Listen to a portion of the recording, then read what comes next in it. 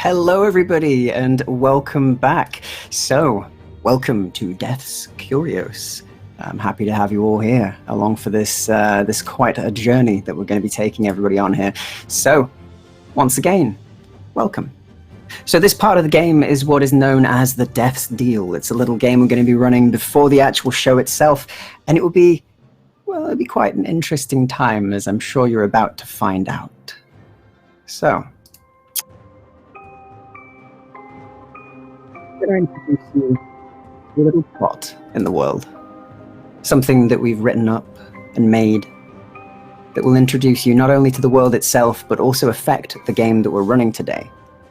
And each one of these little games we're going to play will eventually feed into the main game. So without further ado, for all of you watching, listen closely, and at the end, you'll get to vote on the fate of this character as we move forward.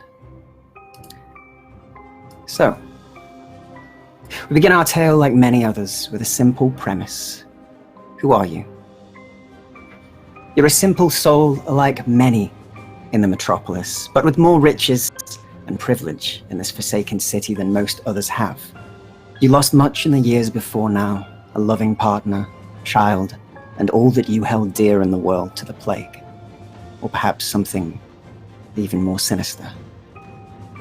You cannot entirely recall the events that took them from you, and they're of no concern. After all, what you don't remember cannot hurt you, can it? On a night like many others, you arrive home soaked from the rain that pours across the upper city of the metropolis, the shining city built atop the choked and crowded shadow of what was once London below. Your home, as usual, is kept as it always is, gathering dust, yet pleasant, homely to you.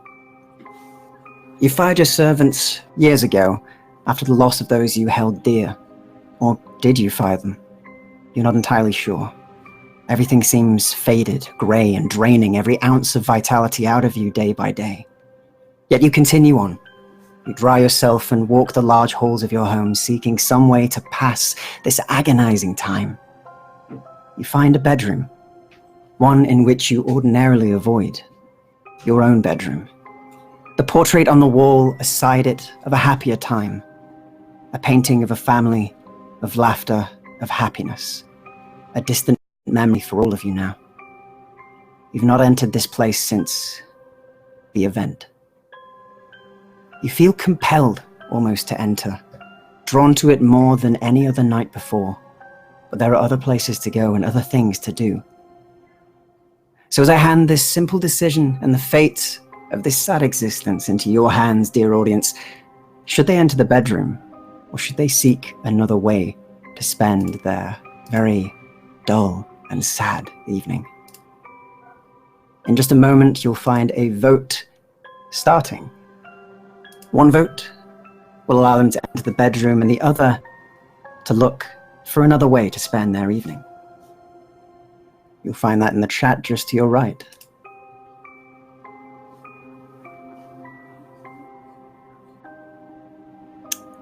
So, without further ado, I'll run that for a few more minutes. And now we're going to jump over to our truer story, one of which we'll be sharing. But before that, we have one last thing to do, and that is to show our sponsors. So,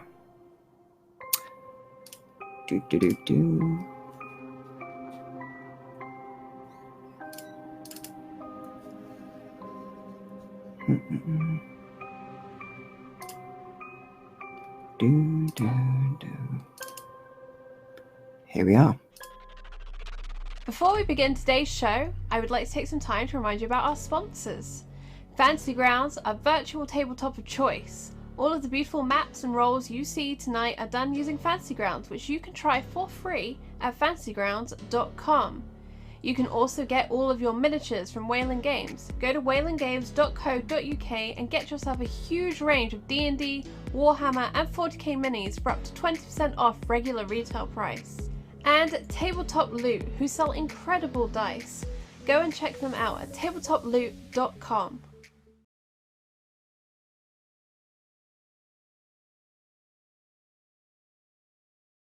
So we've only got a couple seconds left, so be ready. Okay.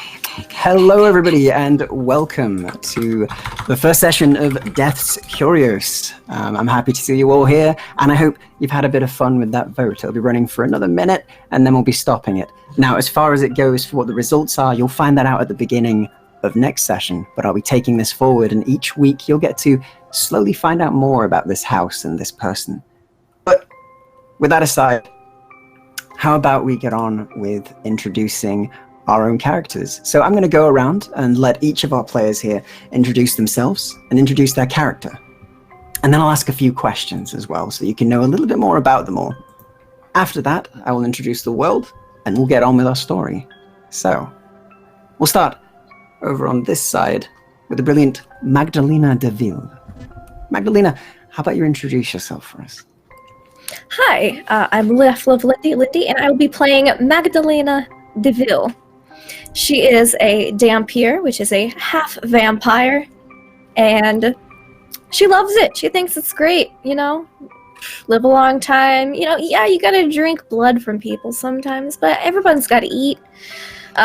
She's been living in London for a little while now. She's not native. She's definitely has a bit of a thick accent, some would say. She's been making her way as an eccentric artist, kind of blending in, or attempting to blend in as best she can, through the advice of her lover. Just saying, please blend in. So she's doing her best in this world. She's trying. And trying is a very appropriate word for this world. And so we'll start with you to introduce this concept, but in Unhallowed Metropolis, the system we're running, everybody in the world is corrupted in some way. There is something that is innately eating at them, at their very soul, you could say. And so, Magdalena, what is your corruption? I actually have two corruptions. I have dissolution and cursed, which basically means everything that can go wrong will go wrong in a bunch of small ways. For both me and the people around me. Exactly that.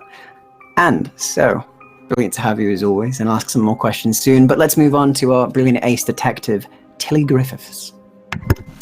Oh, hello. I'm Humbledore. I'll be playing the detective Tilly Griffiths. She is quite a bright young lady who originally came from the Isle of Wight, and was moved to London when circumstances occurred, and was trapped in London after the plague happened. She is somewhat determined to prove herself for one reason or another, and that's why her particular corruption is consumed. She cannot seem to stop working, even if it is to her detriment. Indeed. So, let's move over to Delilah Berkeley, our aristocrat. All right. Hello, everyone. I am Loria Lark, or otherwise known as Lark Loria, and I am playing the Duchess Berkeley. You may all call her Delilah, of course, and she's not from a typical British family, nor is she typical British nobility. In fact, her husband, Earl Berkeley, is a blue blood. She's actually a girl from Chicago. She was an entertainer. She sang in jazz bars and danced, and while they say gentlemen prefer blondes, she'd argue that she was definitely the prettiest girl in black. The love of her lives are her beloved husband and her adorable son, Ned and Teddy, respectively. And for the past couple of years, she's lived quite a blissful and happy life in London. But recently, something terrible has happened. And she's become quite obsessed with this terrible thing. And that is also her corruption. Indeed. So, last but not least, our brilliant, totally not crazy Dr. Verrucht. Hello, I'm Greybeard, and I'll be playing Dr. Verrucht. And he's an immigrant. He's been here since the event, and he was wrongfully accused during the event and was forced into the army, where he was a military surgeon, and he's a savant. He's got his hands in all the sciences, and he's an albino, and it makes him stand out. He's also got some secrets, but he is consumed by his work and propped up by a patron. So, yeah, I think that about covers that. And so we'll move on to a little introduction. But before that, I'll tell you the basics of corruptions, as that's going to come into play very heavily in this campaign. So corruptions, they have 5 levels to them in total. Everybody starts off at level 1, or in Lindy's case, at 2 level 1s. And basically, the further their corruption gains, the more mechanically it affects them. The more maddened they may become, or the more those urges are too strong for them to resist. And eventually, if they're given too much to their corruption, their character could be lost forever. So, that's an interesting thing to keep in mind, especially for the end of this episode, and we're going to vote on who gains a point of corruption. But before then, London, the metropolis, a place filled with smog and death. It was 1905 when the plague hit, and it wiped out 3/4 of the population of England. It was a horrible time. But what made it worse is that the dead did not stay dead. They rose from their graves as creatures, animated things that would plague those even worse than the disease that was going around. It was dark times for everybody, and survival and rebuilding has been continually going on ever since then. The survivors retaking London in an event known as the Reclamation, and the aristocracy funding building another city on top of London, a shining new London, leaving those who are less fortunate and less wealthy to rot below in the area known as the Shades. And it's in the Shades where we go to our first character. In an old manor purchased long ago, just before the plague hit, Magdalena deVille sits as you work on your latest masterpiece. The dusty surroundings and the rain pattering on the outsides below can be heard even now, as you sit in your lonely manor, a canvas in front of you, lit by candles. I think she kind of just stares at this canvas for a bit. It needs more red. And then goes over and I just shakes a bottle of paint. Yes, it's good enough. And then kind of gets a brush and kind of adds a bit to it. Stands back, looks a bit more, kind of takes a peek at the curtains to check how the weather is outside. Whether it's nighttime yet or if it's still daytime.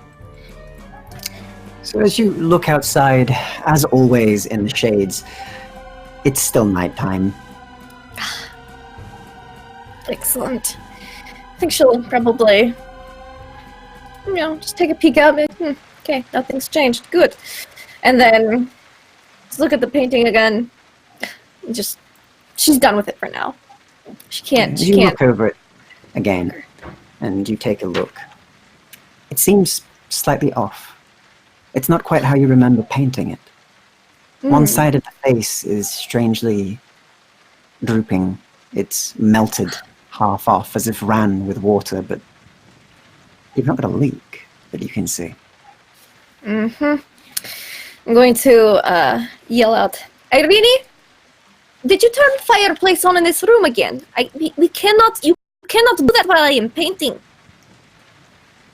And as you say that, silently, through a door in the back, a very beautiful lady, very willowy and with long dark rolls of hair, walks through the door, opening it with grace. As she looks in and simply goes, "You have not done any such thing.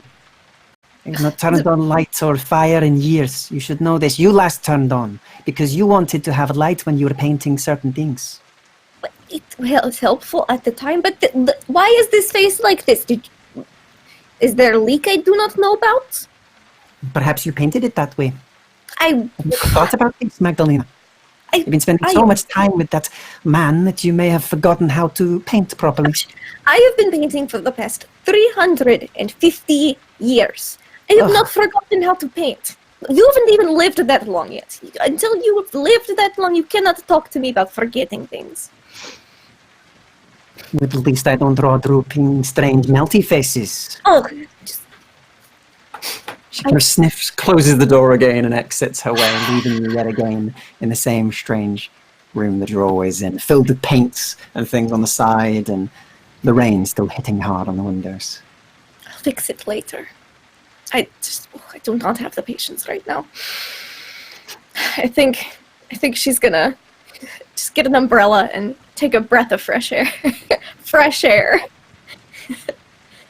So, you open the window and the fresh smog rolls in. And as always in the lower city, this sort of acrid smelling air rolls in. But to you, it's clean enough. You don't need to worry about being poisoned by such mundane things. And it does fill your lungs and the great outdoors. Calm down. Are you better? Could you give me a very quick wit check, please? Certainly. Is this a sight-based wit This is check? indeed a sight-based wit check. I get a bonus to that. Let me look at my character sheet. Cool. How about a 22? Yeah, it's really high. Yeah, that's fine. Okay, so in your garden, as you sort of open the windows and you look out, you catch what seems to be the smallest glimmer of a lantern light in your garden.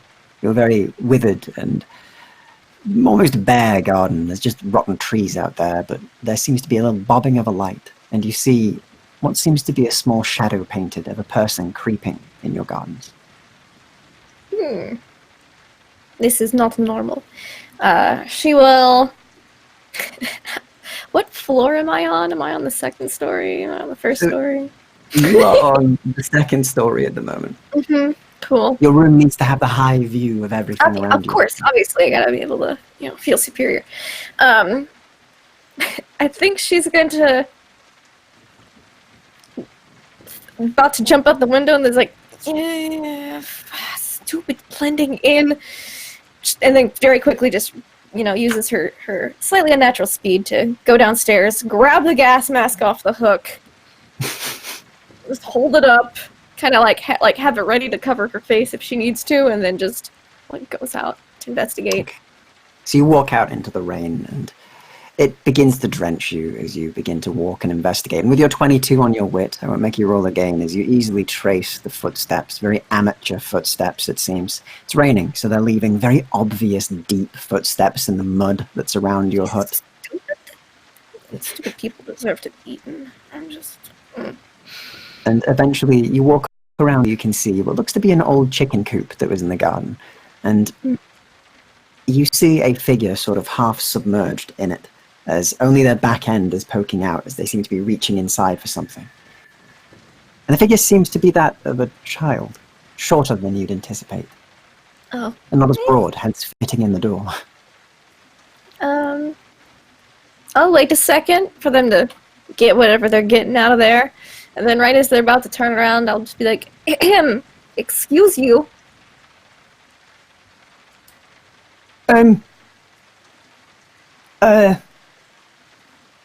What I don't really know what noises chickens make, miss, so I can't deceive you.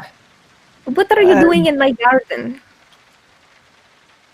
Well, I mean, are you a ghost? No, I live here. That doesn't really give me any confidence that you're not a ghost, miss. Ghosts live in places all the time. It's what they do. They haunt it. Okay, I am not a ghost. I am a painter. What would you do if I was a ghost? Won't be scared. Okay, well, what are you doing here? And I will decide if I am a ghost or not. I don't think that's something you get to make a decision on, but all right, he says, and he kind of begins to scramble out and twists and turns until he pulls himself out and lets out a breath. And he's got sort of dusty blonde hair that's sort of slicked with mud by this point as he's been crawling around the place. And he sort of stands up and looks at you. and looks a bit intimidated. He looks to be only around about 4'2", quite a young boy still, quite mucky, and not wearing very nice clothing. As he looks up at you, So he looks kind of maybe like orphaned or something, maybe? you could say he's got that. Yeah, he looks to be wearing that sort of clothing. As he looks at you, and just goes, Well, I mean, I heard this place was haunted, and I heard a couple other things, but like you haven't been haunted for long, I think. But a couple of the other lads, they told me that it was haunted. I see. That there's like strange, creepy, pale people that look out the windows, and that's obviously ghosts. Yes, obviously ghosts. What are you doing here? Again, you've never answered question. Why are you in my chicken coop? It's a lovely day out, isn't it? I'm gonna look at him in the eyes, and I would like to mesmerize him a little bit. Okay, no problem. So it's a contested wit check, and I'm concentrate on it. All right, okay. So you can concentrate on it and add your concentration to it, and I will roll this young lad's resistance check to that. So let's give this a go.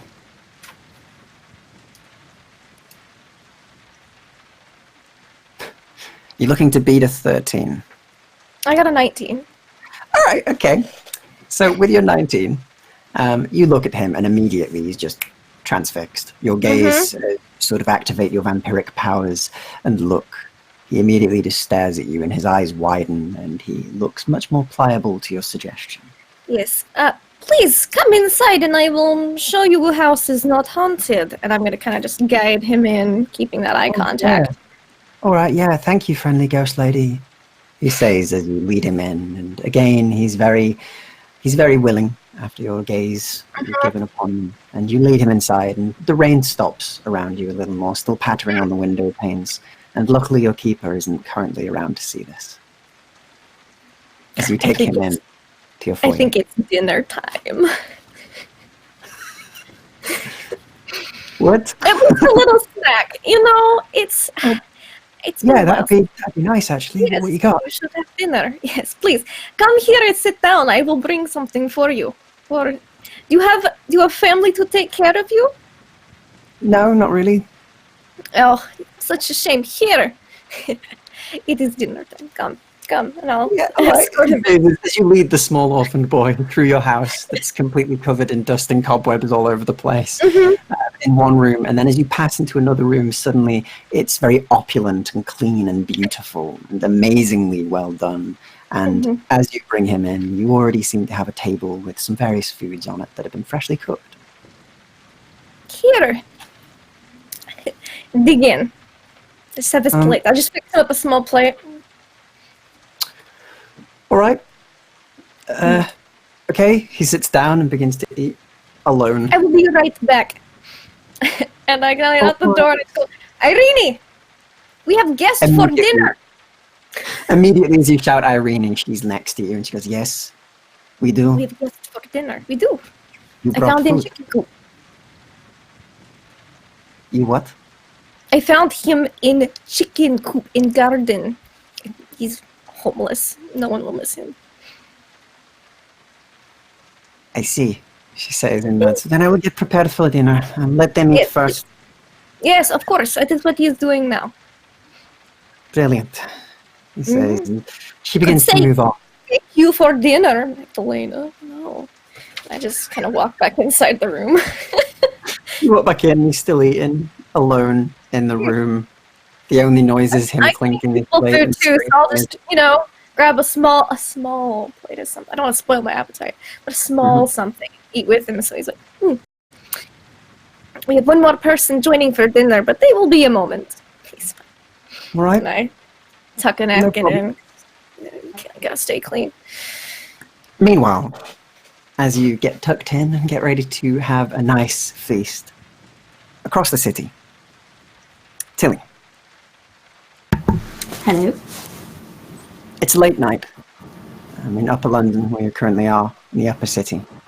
and you're at your offices working late as usual, working on a case of a significant amount of catnappings in one of the neighborhoods. One of the ladies of import has been having multiple cats go missing over the last weeks and has paid you to look into it.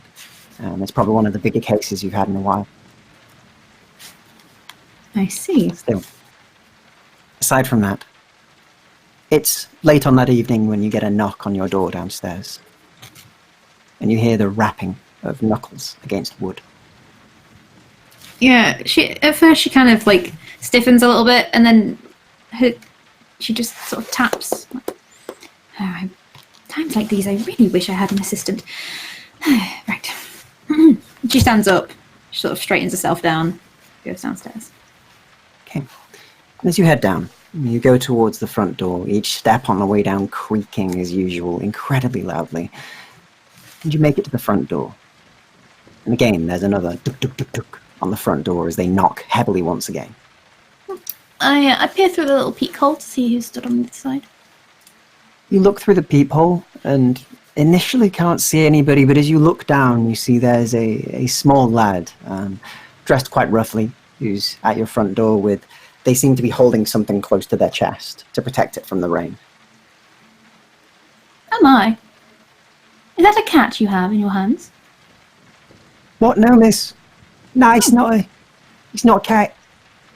Oh, bother. It's a letter. Oh, You read lovely. it. I'd love to. And she opens the door. Okay, you open the door and he runs immediately in. It's like, oh, it's bloody raining hard out there. Yeah, Yes, do come in. I have, says the boy as he looks up at you confused, not really getting manners, as he goes, I've brought a message. It's for a meeting. It's immediate. Oh, He said it's very important, and very he holds it important. up to you. Right. Yeah. We're She stressed. takes it. And That's me. she has like a quick glance to see who the name is. It's got Tilly Griffiths on the front of it. Yes, and she opens it.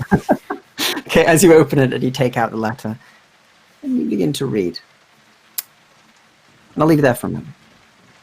Meanwhile, Delilah. You're late out at one of the clubs. You've just performed. And you've, as usual, had many people come to you and praise you and give you absolute glowing reviews of every single time that you've sang and how each song was beautiful, and comments about every aspect of your performance. And as usual, you've been showered in all of this praise 1,000,000 times by now. It's getting a little droll.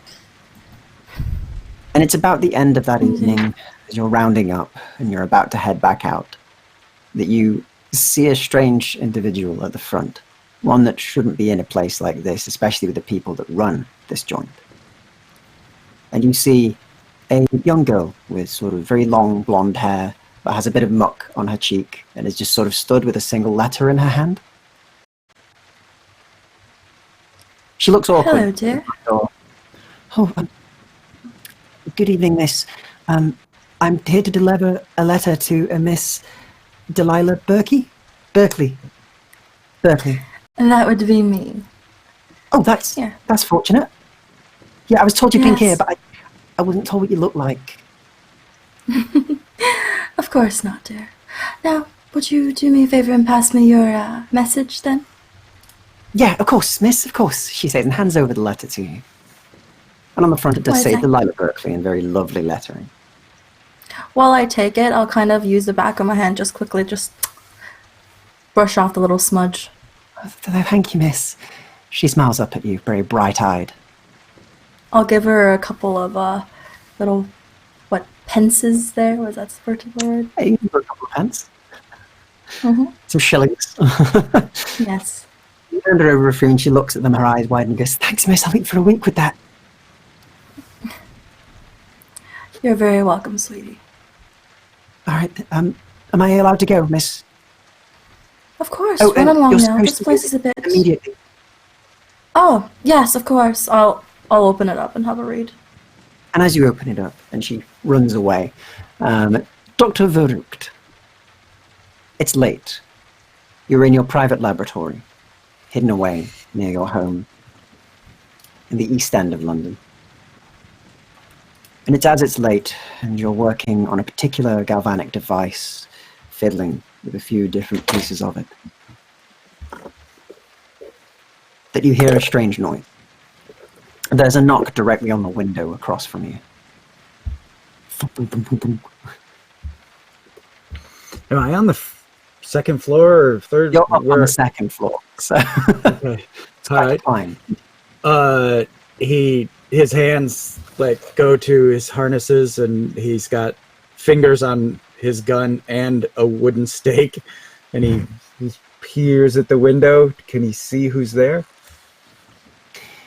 As the lightning kind of crashes in the background, the form of what looks to be a rather small young child, only about the age of probably 7, is stood outside of your room. It seems to be a young boy. His head is very shaved, and he has very wild eyes as he looks through the window at you. And he just simply places a letter against the window, which reads, Dr. Verrucht. But aside from that, just stays there, hanging onto the edge.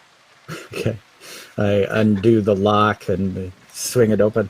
What is it, boy? What is it? To me. And I reach I have for a the letter letter. for you. You meant to read it immediately. I was told that I'd find you here, and I did. But you didn't answer your door, so I tried the back door. You didn't answer that, so I thought I'd climb up. Because it's important. Here Because you meant is, to read immediately was the word given. It was very important. Okay. What are you going to pay me? And he Because I did a lot of climbing, and that's like extra. he gets excited, and he's like, I have just this thing. Here is a bright, shiny pence. And he gives him 1 pence, because that'll make the coins in his pockets all odd. They're all odd numbers of coins in his pocket. So it fulfills his OCD.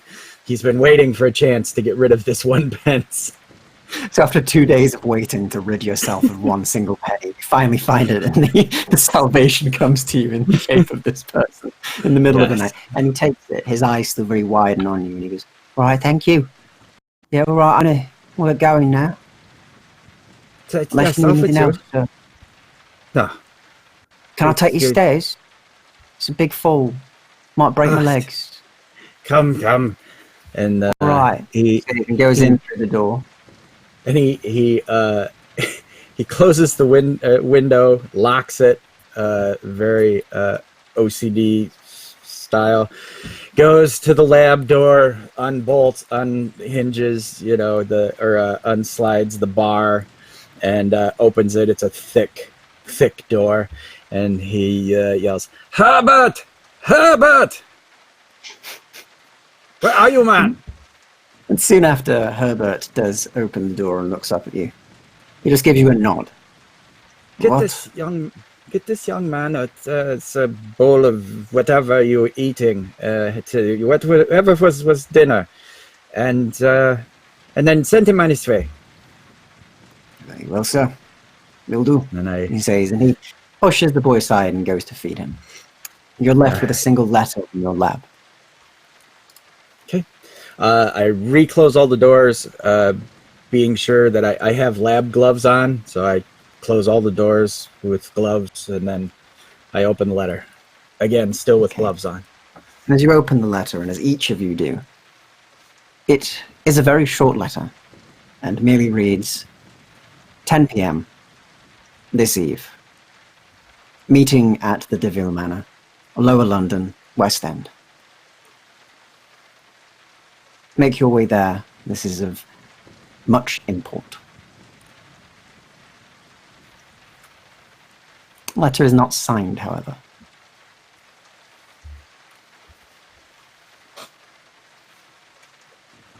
But is written in very exquisite writing. Very, very well written.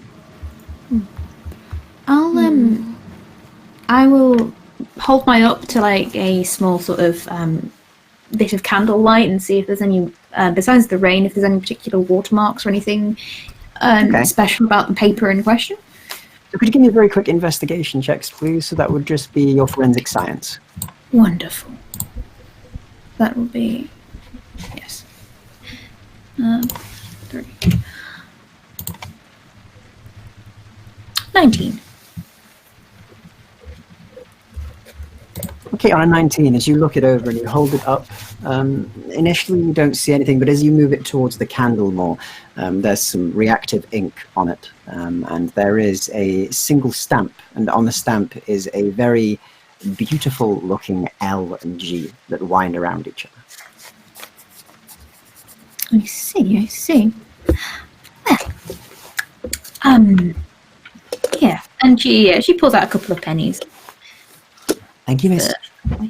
Oh, very welcome. And perhaps a bit of cloth. You're soaking wet all over my floor.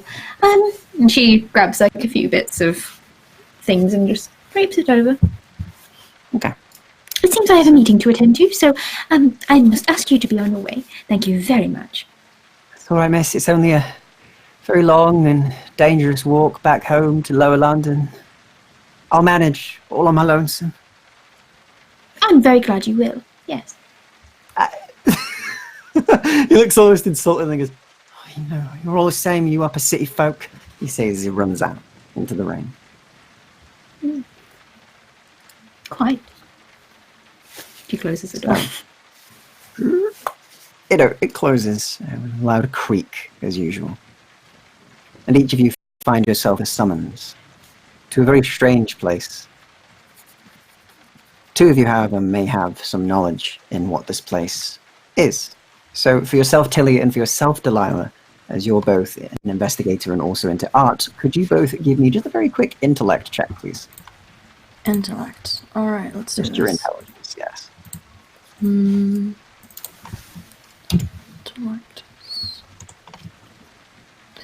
With an intellect one, do we do anything? Just 2d10 straight up plus your check? intelligence. Just a 9 for me. Ah.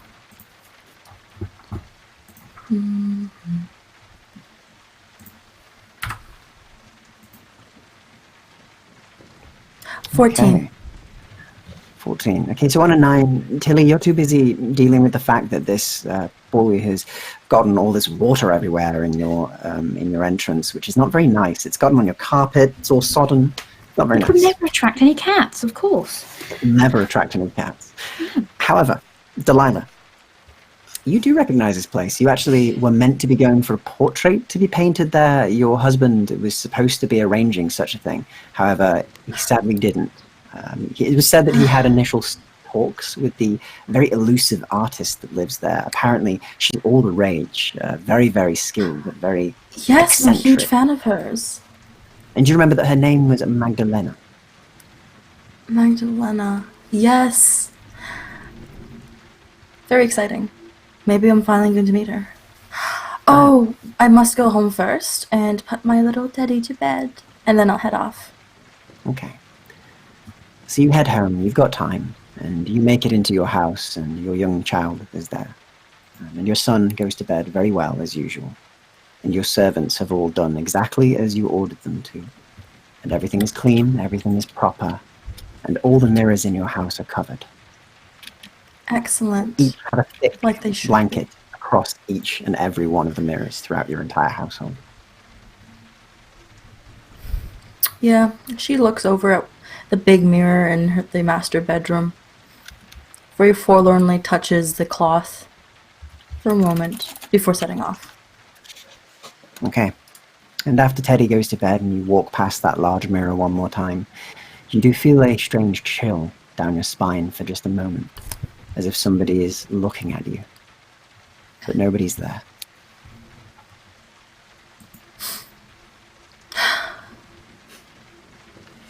It's a feeling you've come to know very well.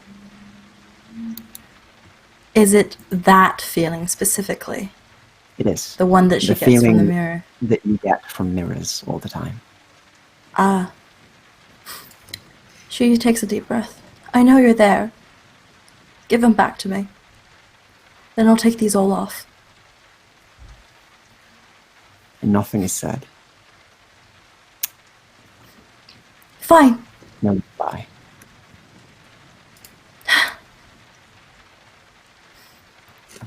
She'll just quickly repowder her face and apply a bit of rouge to hide the paleness that has settled in out of fear before setting off then. And you also set off. Dr. Verrucht. got your letter, you've read it, it's strange. Mysterious. What do I know of the deVilles? You know nothing. You haven't heard of them, in fact. It's possibly because you're so consumed with your work, but you've never heard of the deVilles, but you know of the deVille manor. You know that there's an old manor that's supposed to be abandoned. Many people speak of it as haunted, but that's all you know about. Strange to get an invitation there, however. So it's in the lower city. The perfect place for an ambush. Could be. And he goes and again, he with gloves or a handkerchief, undoes all the doorknobs or all the latches and bars and opens the door. How about get ready my coat? Calls me a cab, and Hannah. Ooh. Yes. Hannah, get me the umbrella. Yes, I'll get you the umbrella. And they begin to prepare. You get your big coat, your big umbrella, and everything is set. And a carriage is drawn for you as it arrives, just on time. Perfect as always, on the dot. Herbert knows exactly how to appeal to your OCD. And it again, before I could leave, I had to go through the whole ritual of laying out my weapons, loading the weapons, putting them in the harness, putting the big coat over this double harness of weaponry, and one bag, doctor bag on one side, and the other bag on the other, and out the door. I don't carry a valise like most doctors. I carry like a field bag, like a satchel, okay. Which I didn't bring down. I'll have the prop next week. It's all good, we know. That's all good. I'm looking forward to the many props that you bring out for every situation you got here. But yeah, you begin to set off and you begin to travel. And each of you make your way through Upper London and down to Lower London, the smog and the darkness kicking in as you get down there, having to apply your gas masks in order to even breathe properly down there. And after a while, you round up, either walking or traveling by cart, as you each arrive around the same time at the gates, the wrought iron gates that run all the way around the manor. And they're slightly open. And there is a light on inside.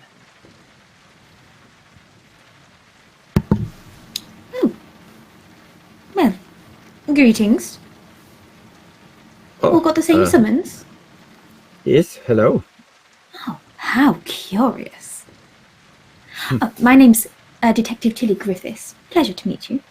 And you maybe... Pleasure meeting you too. I am Dr. Verrocht. You may call me Doctor. I shall indeed. And she does a polite curtsy to Delilah. Hello. You are muted. Oh, Snow, you're muted. How do you do? I am Delilah Berkeley. Well, quite well. I had a rather interesting young man wet in my doorstep. Did anyone else have that similar experience? He knocked on my window. On your window? This came at my soiree, I could say. Your soiree? Indeed. Yes. Well, we shan't keep Mr. or Mrs. LG waiting, shall we? And she goes up to the door and does a polite knock. After you? Oh, yes. I wonder. Artist we're going to visit is known for her eccentricity. Maybe it's something new by her. This is very exciting. Okay. But So you all walk down the sort of very off-coloured cobbled path that winds in a very awkward manner all the way up the hill towards the very imposing house on the hill. It's very secluded and the gardens are all pretty much dead. The trees have not been looked after. They're just stumps or they're dead things that reach out almost like claws out of the earth itself and paint a very horrifying visage. And many of the windows have thick curtains over them or have been boarded up. And as you get closer to it and towards the front of the house, you see a large knocker, which seems to be the head of a wolf with a ring in its mouth. Oh, I do love this. I wonder if I should get Ned to install one of these for me. Well, it would be lovely. Yes, they are quite quaint, aren't they? And she just... Magdalena, you prepared yourself for dinner. You've straightened yourself up. Ready. Yeah, good to go. And it's at that time that you hear a dum dum dum on your front door. I'll be right back. Irene! And Yes. since we have people at the door, perhaps you could show this young man up to a room for the evening. And take the cat with you, please. Why do you keep that thing around? It is disgusting. It makes us look more normal. It's to blend in. Oh, of course. Yes, we are all about blending in. She says as she takes the cat sort of at arm's length. And Don't want starts the to house walk to be away. burned down because people think we are witches. Now, remember how awful the 15th... No, you wouldn't because you weren't alive then. But lots of witch hunters. Anyways. He's bringing up the age gap. It's just weird. My father and just... Never mind. And, I will take your pet upstairs. I mean, you can have a snack if you want. Just save some for me for later. And then I will go to open the door. Of course, she says as she begins to lead the boy after he's eaten. She's like, "We'll get you a warm bed for sleeping and things that you do."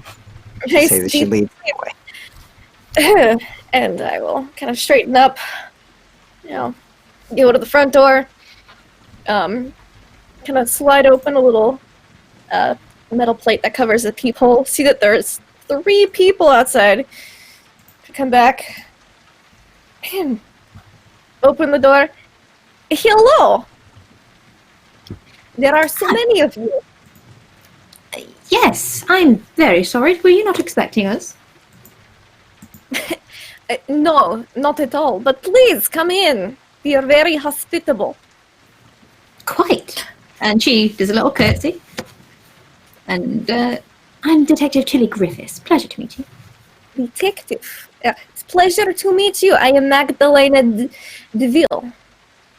Miss deVille. I've heard wonderful things about you. And she'll go in. And so have I. I'm a huge fan of yours. Oh, My name is Delilah Berkeley.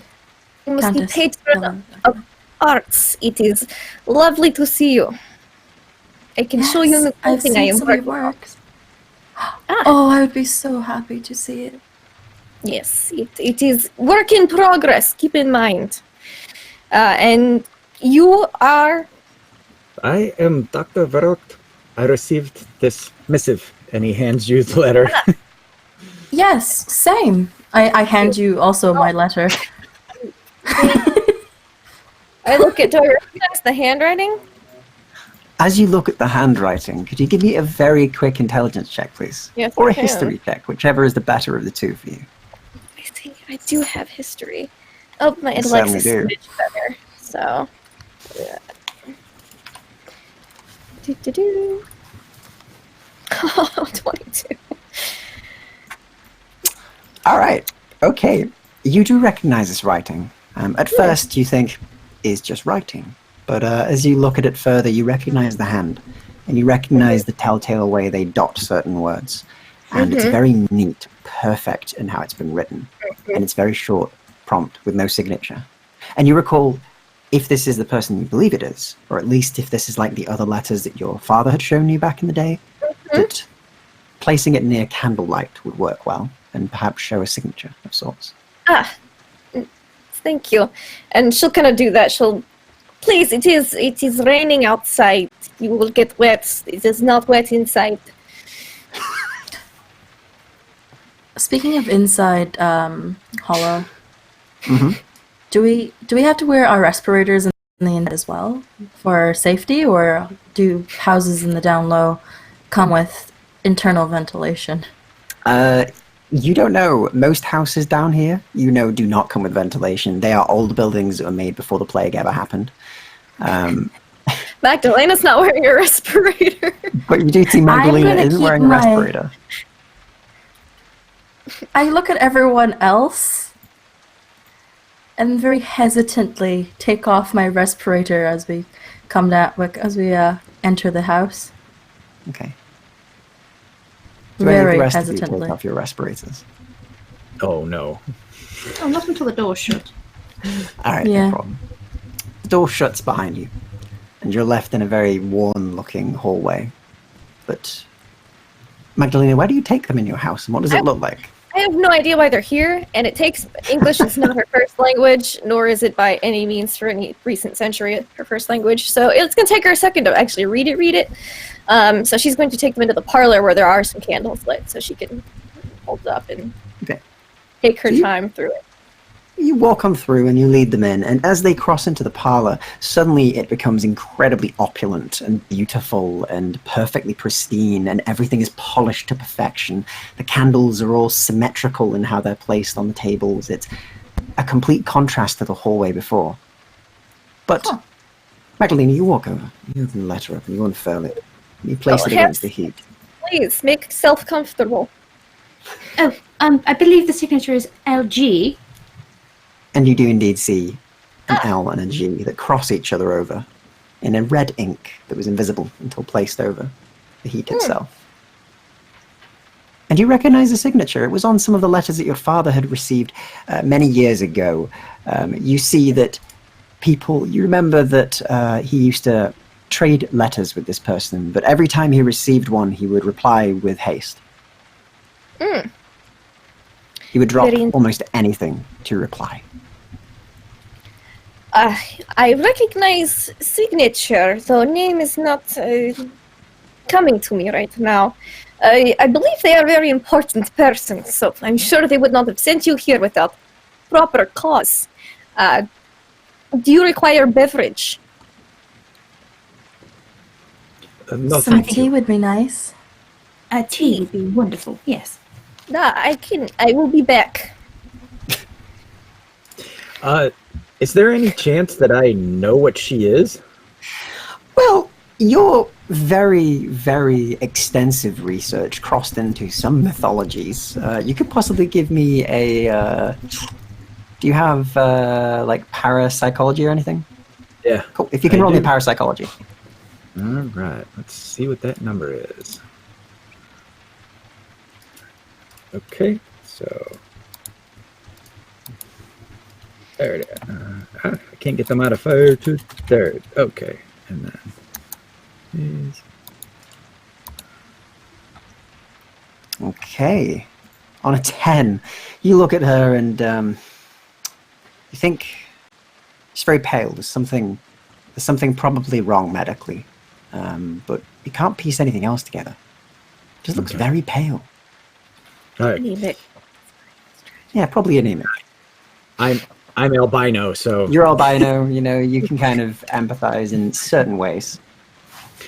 and so after the doctor put his umbrella down and handed her the thing, he put his hand back in his coat, and he's still got his hand on his pistol, and he's just watching the room, like the entrances and exits. Like any moment, he feels that people will rush in, and he'll have to defend himself. You look to be on edge. Mr. What was your name again? Verrucht. The Dr. Verrucht. the Dr. Verrucht. You Well, may call nice me to doctor. meet you, by the- Of course. Nice you meeting look you. very on edge. Is This, something the matter? I was pulled away from my work, and we are here in a stranger's house that, why, it appears none of us know. This is unsettling for me. That is true, but would you not say it's slightly exciting too? I do love meeting new people. I do not. Oh dear. For what it's worth, what are you working on, Doctor? I too was pulled away from my work, so I can very clearly empathise. The study of galvanics is one of my hobbies. The study of pardon? Galvanics is a power electricity. And he'll then switch from holding the gun to he'll grab his flashlight and pull out his flashlight, and then click it on. Is there a tower nearby that will power it? So you have actually, just give me a very quick D10 check. Sure. Just one D10. All right. Oops, that's different. There. On a 7, yes. So you've actually managed to build a very, very experimental battery pack. It's about this big.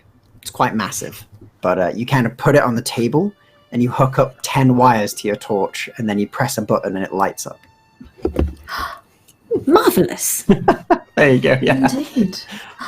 This would be so useful in the stages. I did not think of that as an application. I use it mostly in the operating room. So You could also use it as some sort of projector, I'm sure. And she just begins making little shadow puppets over it. Oh, this is highly entertaining. that is clever. Magdalena, where have you gone exactly since leaving to find to the kitchen. We probably have some. It's probably not fresh. No. Probably some old. You find some tea that's about 50 years old, maybe? You think? That's pretty good, actually. Yeah. She'll try to make a pot of that.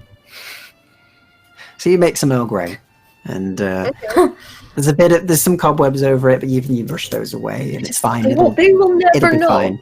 You pick out the spiders, be fine. Yeah.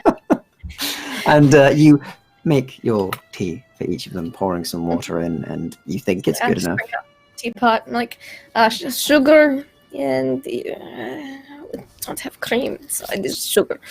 All right. She'll come back out and terribly sorry, we are out of cream, but we do have sugar. So she'll set a tray of tea down. I do have sugar in my tea. Good, there is sugar here, so you can use it. I'll be pouring from where I come from in the south, they put plenty of sugar in their tea. It's so wonderful. The south? South of where? Have you ever heard of the New World? I've heard of it, yes. Big momentous event. It's very exciting. New world. Yes. I'll make myself some hot sweet tea, I guess. Okay, so you begin to put your sugar cubes in, and you all sit there sort of in a quite awkward and quite anxious time, given that you're at this strange person's house in the middle of the night, and she wasn't expecting you. And it's about that time that you have a very loud, just 2 knocks on the front door with the knocker. Just a simple ding. I jump a little. Very busy evening.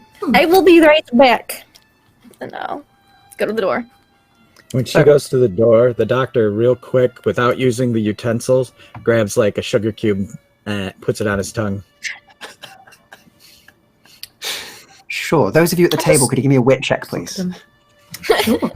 Wit check. Oh dear. Yeah, to see if you spot this, because it's quite quick.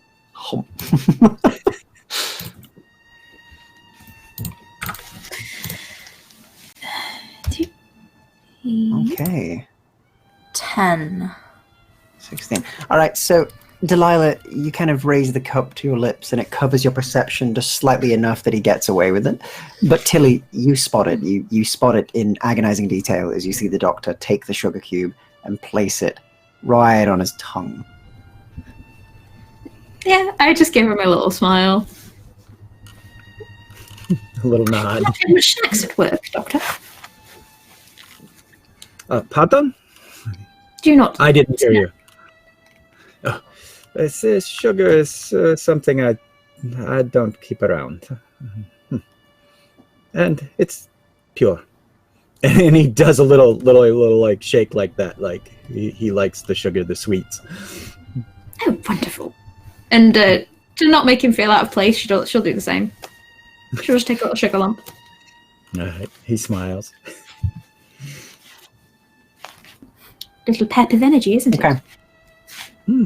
And as you do, Magdalena, you make it to the front door by this point. And in front of you stands a gentleman, completely dry to the bone, and he smiles at you. He has very dark black hair that is very neatly swept back, and is wearing a very nice, fancy red shirt with a black tie and a black suit on top. And he smiles at you. Quite handsome and quite tall, but completely alone in your garden. Good evening. May I enter, Magdalena? I'm sure you're expecting me. You've written my father many letters, no? Indeed I have. Please, come I'm glad in. he shared such things with you. And he steps in, closes the door behind himself, You have and looks guests. around. We do. That's correct. Let us see to them then, Magdalena. I assume you've got them refreshments. I've made them tea. Brilliant. Would you Who like walks tea? I could go for a cup of tea. Why not? Okay. The night's young. And he walks through.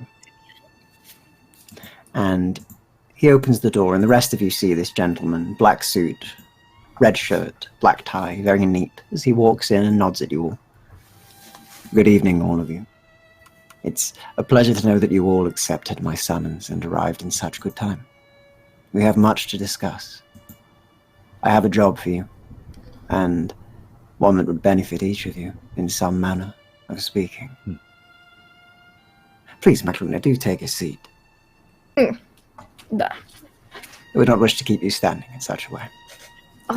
It's no trouble. So you're Mr. LG then?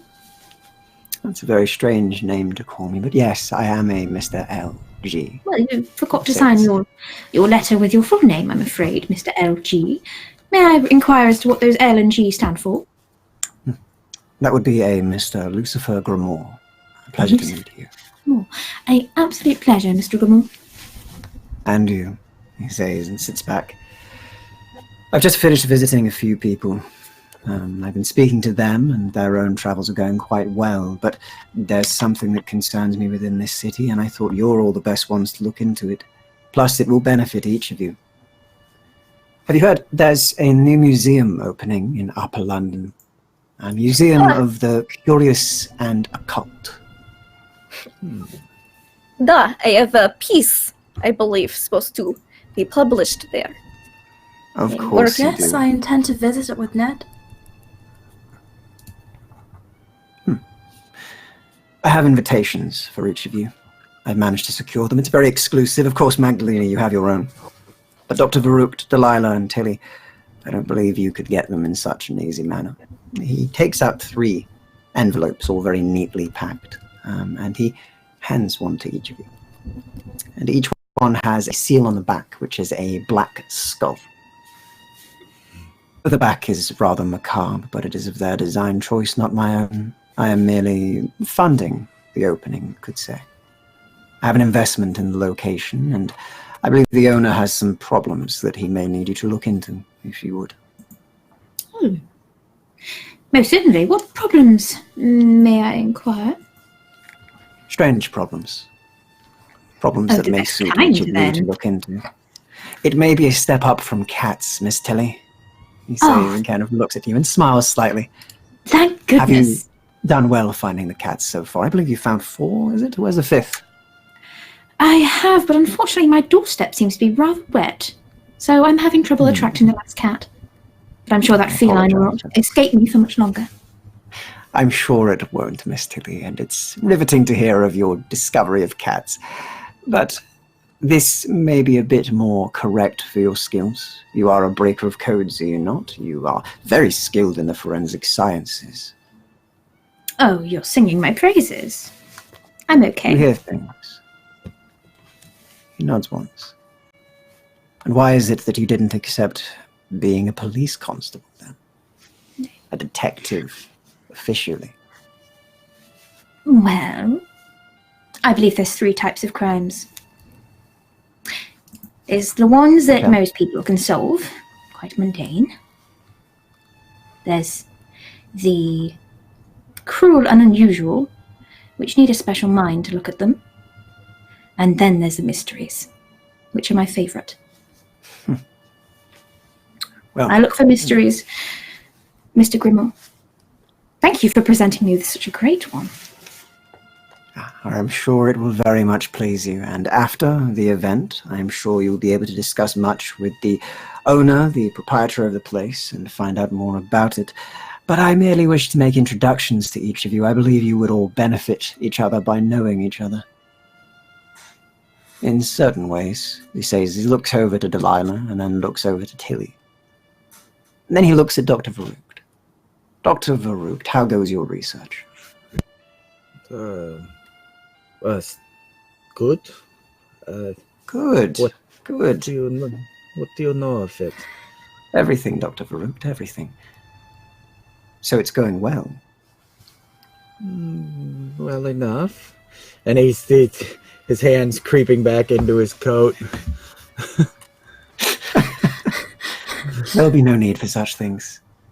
I'm not them, if that's what you're worried about, Dr. Verrucht. You say, but how do I know? That's a good point. They would say that, wouldn't they? Hmm. But if I was them, if I was the people looking for you, you'd be dead. Probably. Now then, Magdalena, I really do wish to see these pieces you've been working on. Of course. They're just in across hall upstairs. Brilliant. How about you all get acquainted? I'll be back soon. I will go and make my introductions to your keeper. Have you seen the boy that I sent here to tell you of the event that was to come?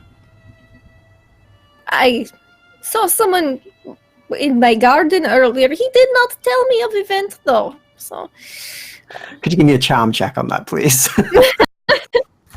As you try and deceive him. All right, charm check. Oh, okay, cool. Whoop. I can math. There we go. 11. So you kind of say it, and he just looks at you flatly and just goes, "Where is he? Is he in the house? Is he upstairs, perhaps? He is resting. Have you already eaten him? Poor boy was malnourished. No, we fed him, and he is resting." Very good. He nods and then makes his way out back to go and find your painting. His services? And he makes his way out back with you to kind of go and look at your paintings and to make his introductions, as the rest of you are left at the table alone again after the strange conversation you've just had. I believe there's some sort of mix-up here. It's a strange comment Mr. Grimmel made, isn't it? Indeed. And, well, quite frankly, I'm not in need of a job. I'm not an intellectual such as yourself, Miss Griffith, or Doctor. Oh, don't underestimate yourself, Miss Berkeley. Why I'm even here. I'm not in need of money or anything most people can possibly offer me. And as she's talking, I'd like to just take a quick look at her and see if there's anything that tells me a few things about her, like her status in life and maybe what she's feeling. I would like to use some insight. Could you just give me a quick check on them, please, just for a read of her? What would you like? Just a wit, please. Okay.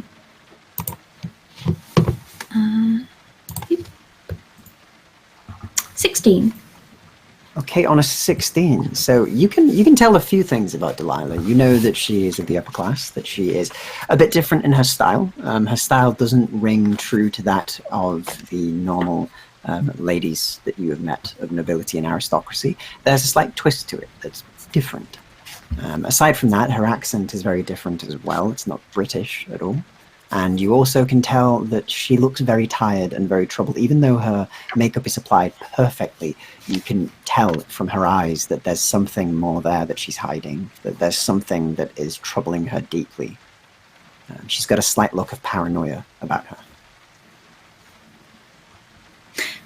Well, I believe we all need distractions sometimes, do we not, Miss Berkeley? Perhaps we do. I very much appreciate the way you dress. You remind me of someone I know quite closely. May I know who? Maybe we might know the same person. An old instructor of mine is all. She was very fluent in language. Oh, that sounds very interesting. Yes, but She was quite. yes. And I believe you probably have qualities we very dearly lack, such as status, etiquette, the ways of mingling with the upper class. And a motive for whatever this Mr. Lucifer wishes for us to do. I thought perhaps we'd be here for Magdalena, not whatever this gathering is. Well, I should be heading home. There's a few things for me to attend to. with all due respect, I mean this, Miss Berkeley, Mr. Grimmar does not look like the type of man to take no for an answer. Not on this. Speaking of, Magdalena, in the back room. Mr. Grimmar walks with you into the back and looks around at your paintings. Can you describe a few of them for me? What does your workspace look like, Magdalena? So, she definitely asks, do you need further use of the boy? On the way up the stairs. I'll be fine, thank you. I've eaten earlier. Good. But her workspace is, there are, I think probably the cat was deposited here that Irini brought up. There is... What's the cat look like? It looks like Tesla. Looks like Tesla. Okay, cool. Yeah, it's actually convenient. It would definitely not be a black cat because that's bad luck. And can't have that. So... It's a little, like, light brown tabby cat. Probably just curled up on a cushion next to, like, a bowl of fruit.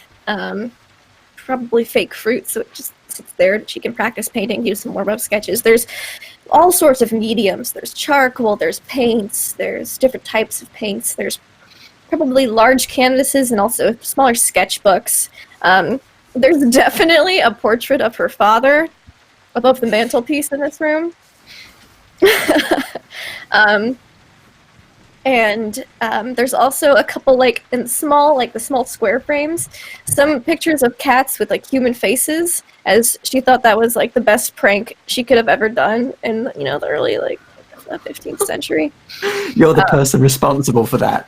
She is. Oh my She thought it was goodness, hilarious. no. And so she's got a few of those around. And her current piece, which is, she's working on, like, a portrait for one, but her current large piece, it's a very large piece of canvas, if not a couple maybe put next to each other. That's for the museum exhibit, and it's got a very interesting battle scene depiction on it. Weird dog-like animals, maybe some, werewolves and vampires eating humans and fighting each other. And she walks in, she goes, this piece was inspired by events that happened in 1563 in Hungary. It's very exciting.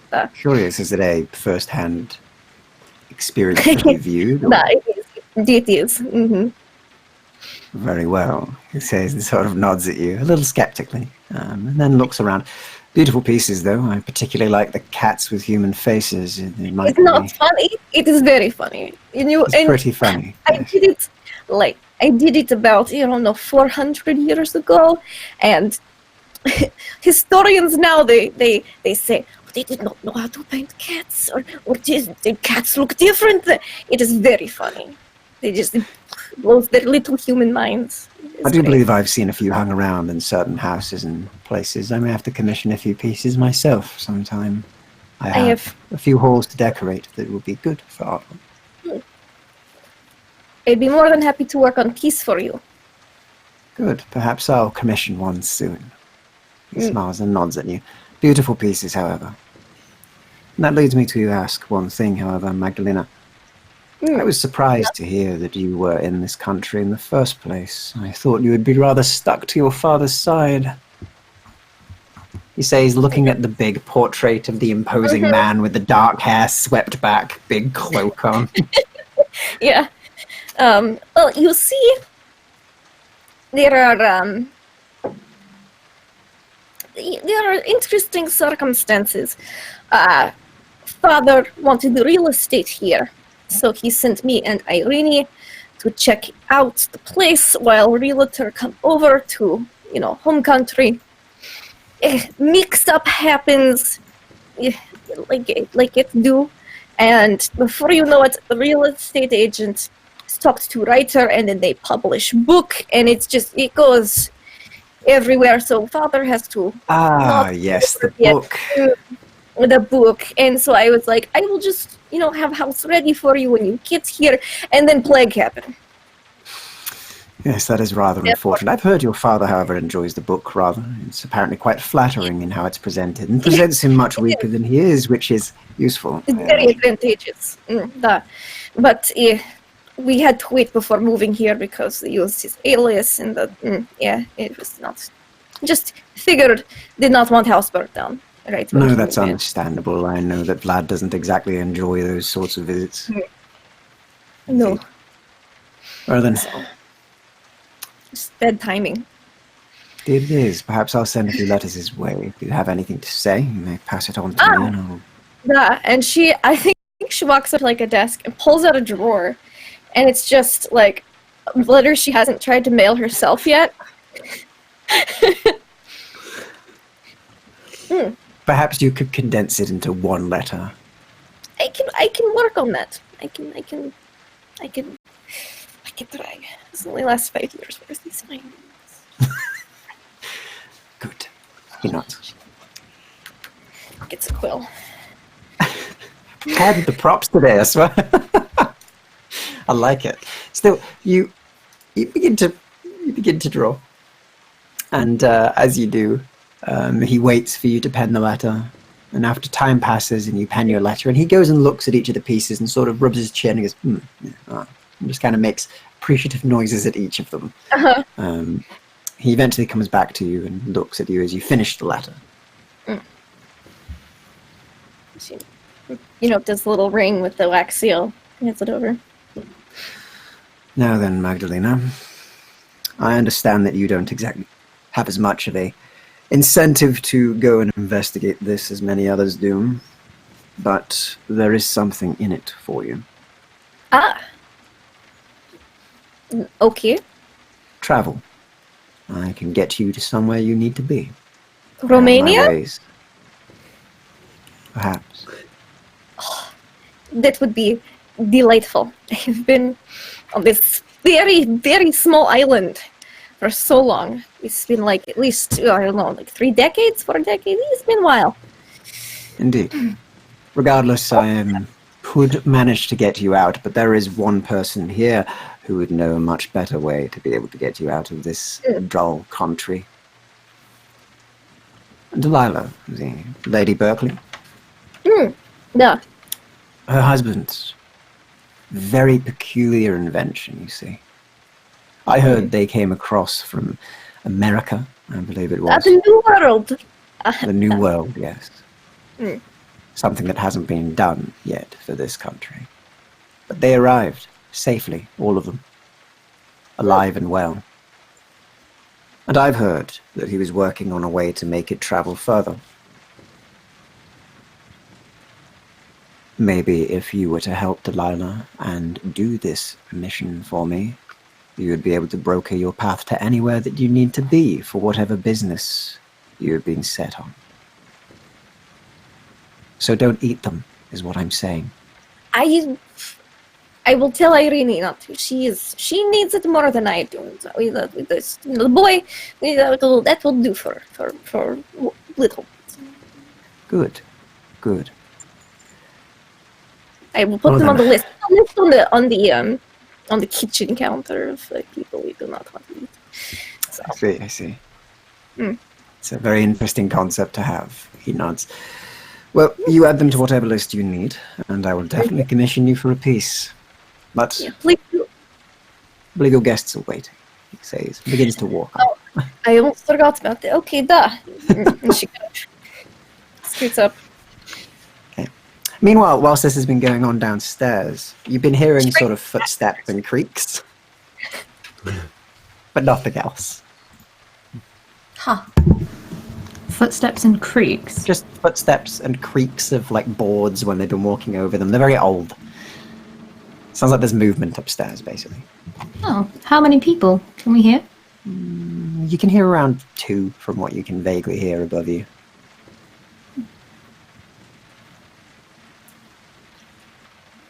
But you've been left alone for a little while. Is there anything any of you wish to do whilst you're left alone for that time? I'm politely waiting to dismiss myself. Miss Berkeley, Okay. I have a Yes. question for you. You seem to be a great fan of this Miss deVille. Could you tell me a Yes, little bit her about works. her? I'm afraid my work has kept me somewhat under the rock, as they say. Well, she, in society, is known as a bit of an eccentric. As for the rest, what do I know about her, GM? So, what you know about Magdalena is that they the are an reputation. eccentric painter. They seemingly came from somewhere near Romania, you believe, but they're never clear where. It's just has an accent. They sort of came out of nowhere. They've set up shop in the lower city, a strange place, and they've got an old manor there that is opulent. You know that she only takes clients very selectively. She chooses who she wants. You can request for it, but she doesn't seem to care about money too much. She'll just pay. She's known to be very, very eccentric and strange. Many people reporting different things, such as sometimes they believe her drinking paint. Some people have said that they've seen her painting cats, but with human faces, and that they're everywhere. And that sometimes she will paint for hours on end without blinking. Interesting. Well, I'll probably give you the majority of that information, omitting the drinking paint part. And in Delilah's words, it would be, she was very, how do the French say, trop exotique, she's some sort of, I think from Romania, they said? Romania. Fascinating, Yes. isn't it? Yes, and one of her most famous types of art pieces are these cats with human faces. They're marvelous, strange little things. I wish to have one on my wall, but I can never seem to convince Ned. He thinks it would scare Teddy. Well, the cats Monstrous. with human faces, does that trigger anything from my reading in history? Yeah, it does. You know that there's a bit of a strange thing where many paintings that have featured cats in history have strangely human faces. It's been happening for around 400 years. And it's unknown who it originates from, but it's said that paintings from Romania were one of the first ones. Yes, I've heard the human face felines are quite a trend over in Romania and have been for around 400 years. Interesting. How traditional, as they would say. I would say she's more of a trendsetter here, dear. I do love those who are on the cutting edge of fashion and art. She's one of those. I do wish for my portrait to be painted by her one day. Oh, that would be lovely. You said she had a very selective That's- criteria. What is that criteria? I'm sure you should meet it. Well, the mystery of her criteria is what makes her so ever so much more charming. I see. But, as I've said before, I will wait until our hostess comes and the gentleman also. So I may excuse myself. I do have places to get to.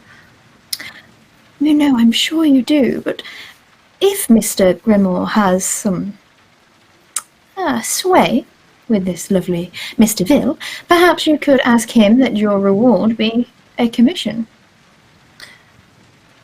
Surely you get what you want, then. I would love that. If I could convince Ned to pay for it first, of course. Well, I'm sure the quest would be payment. Just something to consider before you excuse yourself. You appear to be in mourning. Is Ned your father? No, sir, no. He's my husband. He's Edward Berkeley. I'm sure you've heard of him. Everyone's heard of him. These Dr. days, he's a Baruch. famous one. As you hear that name, Yeah. you have a mild moment of... You recognize the name immediately, as much of your funding comes from Edward Berkeley. He is your patron, secretly, of course, who has been Right. funding your own special kind of research for a while, and you haven't had payment in a couple of weeks now. Okay. You've not even heard from them. No letters, no communication. Very strange. They're very involved, usually.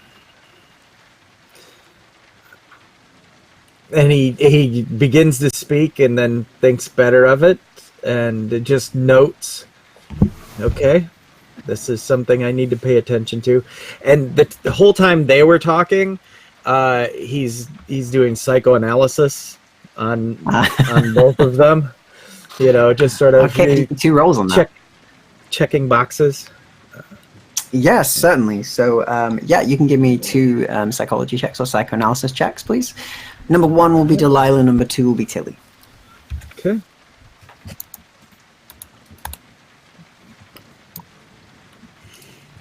So a 19.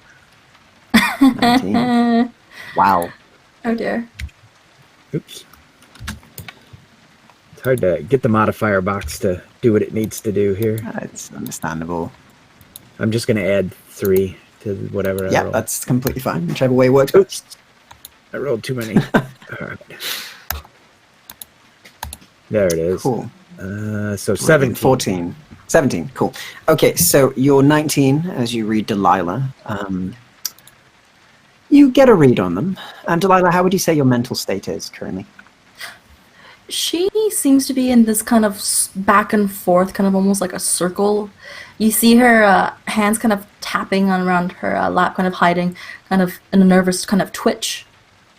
She has the rest of her bearings seemingly trained as a noble lady of a house, very nice and perfect posture. But every time you talk about her husband, her nostrils just flares a little bit. She seems very nervous, afraid, grieving, and angry, Okay. but hiding it well. But most importantly, she looks confused. Okay. And Tilly.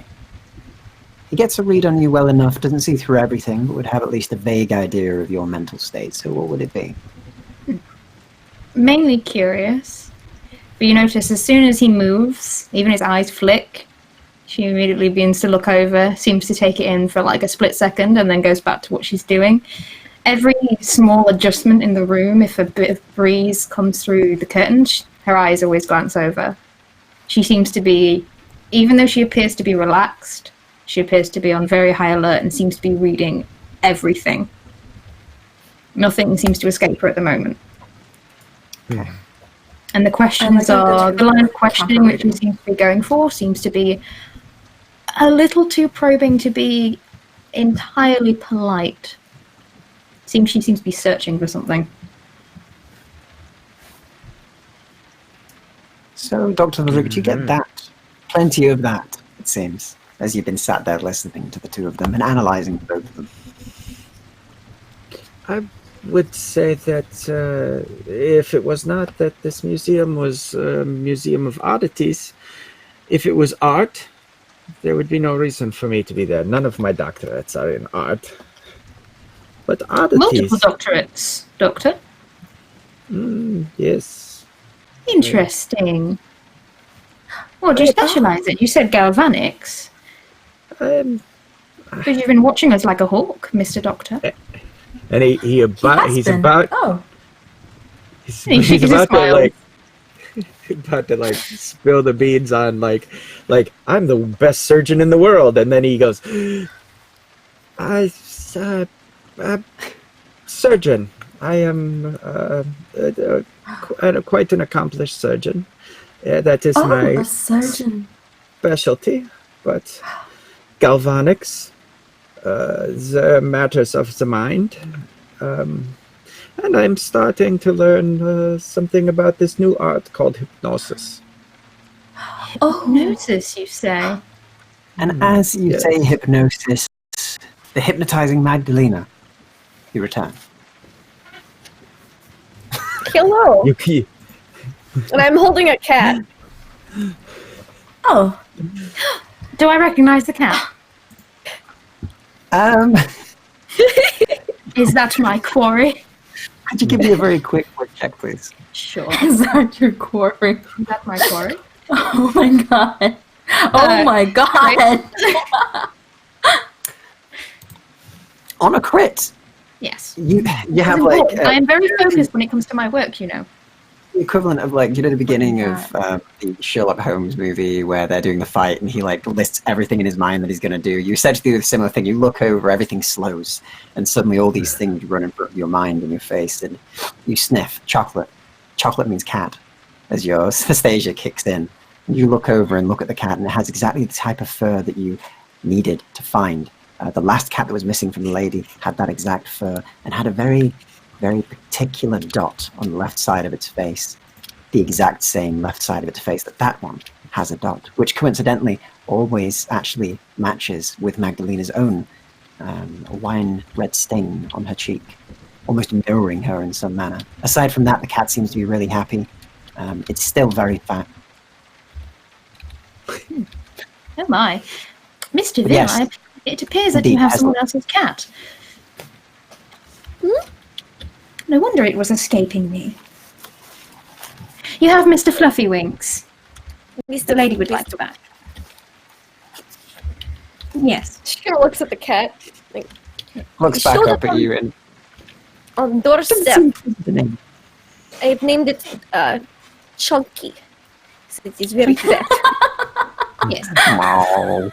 Well, Mr. Ville, if I can convince you to perhaps let me take the cat for a short time, I'm sure it will return its way to you. It appears very content, and if the poor thing gets out again, well, it's not really my job to make sure it stays there, is it? Yes, sure, fine. She just hands the cat over to you. Continues to cling to you. As you You know how to get here. And she like unpulls the cloth from her velvet capelet. You move it off and it looks displeased as it passed over to you, Tilly. Oh, And Tilly, can you yes. give me a quick animal handling check? I'm not animal handling, I don't think. So I will just roll this. 12. Content enough. Do you have perhaps a box? Just something small enough for it to sit in. They like boxes, I've found. They keep going through my case files. Not that they're fine, though. And a respirator. They do need those, I heard. My horses have them. Certainly, I'm sure we have. Great. Irene. As you summon Irene, and she's immediately there as usual and stands just off to your right as she goes, "Yes, what can I do for you, Magdalena?" You get a box or crates for cats. They are taking cats. You'll be very happy. Oh, good. Yes, this is good. I will get the box right away, she says, and disappears for only but a moment before coming back with a cardboard box and being like, "Here, this will do." Most kind, thank you very much. And then she just picks up the cat. Pokes a couple holes in it for air. And then she just picks up the respirator next to the door and just like sticks it on top of the cat's head. It continues to kind of cuddle up into it. Mm-hmm. There. I am very grateful for you taking such creature away from us. Chases rats away, but aside from this is very annoying. Oh, well, Says a very lady with long black hair that tumbles down and very painted red lips, who looks over at each of you with a very interesting look in her eye. Oh my, I don't believe we've met, miss. No, we haven't. Irene, a pleasure to meet you. Pleasure indeed. My name's Tilly Griffiths. A beautiful I name. cannot promise the cat will stay, however. It might return. It seems to love the treatment here. Oh. I will make sure to put cat traps around for it when it returns. Thank you No. for the warning, Miss Tilly. You're very welcome, Irene. Thank you. Well, it has been a pleasure to meet all of you. Magdalena, are they here for dinner? They are not here for dinner. They are visiting. They are going to that art exhibit that Oh, I of course. read. So they are like your friends, you say? I met them just now, so I mean, maybe? Oh, good. Good, she says, clean teeth still clenched. Looks- Perhaps eventually we'll get on with our work. I hope you enjoy your lovely dinner, she says and turns around. It's been a pleasure meeting you, Tilly. Absolutely. She quietly, silently leaves. Her footsteps make no noise as she leaves the room. How soon after- enchanting. Lucifer Grimoire joins as he walks in and closes the door behind himself and gives you all a nod once more. I imagine you've had time to discuss things. Are you all in agreement to do the job? I'm under the impression you've had the wrong person, Mr. Grimoire. Delilah Berkeley, wife of Ned Berkeley, I believe you call him. Edward, Yes. is that correct? Then I don't have the wrong person. What makes you think I have the wrong person, Miss Delilah? He says, and he goes over and takes his cup of tea and sips it. Well, Miss Griffiths and Dr. Vert, they both seem to be of the professional sort. They are. earn off of their merits of their mind. They seem very, very, competent for whatever you wish for them to do. However, I do not really see compensation of the monetary sort. I Who said do that your have plenty of compensation business, was as well. I'd monetary? love to help. Oh? I have many different things I can bring to you. Be it information that you wish to know, books on subjects that you need, perhaps not money, but trinkets that could aid you, better ways to cover mirrors. For example, At this, he says, as he if looks Dr. at that, Yeah, her eyes just widen and she looks kind of still with fear for a moment before regaining her composure. I You almost have no think- idea what you're speaking of. for a moment revel in that. As you show that slight bit of fear, he seems to drink that in, but only very subtly. His eyes show it, but not the rest of him. Good. Well, Miss Delilah, I would say that perhaps current company and the job of which I have tasked you with would suit your needs very much. You need certain things. People get you certain things. Or you can continue to sing in your clubs and never get closer to your dear Ned.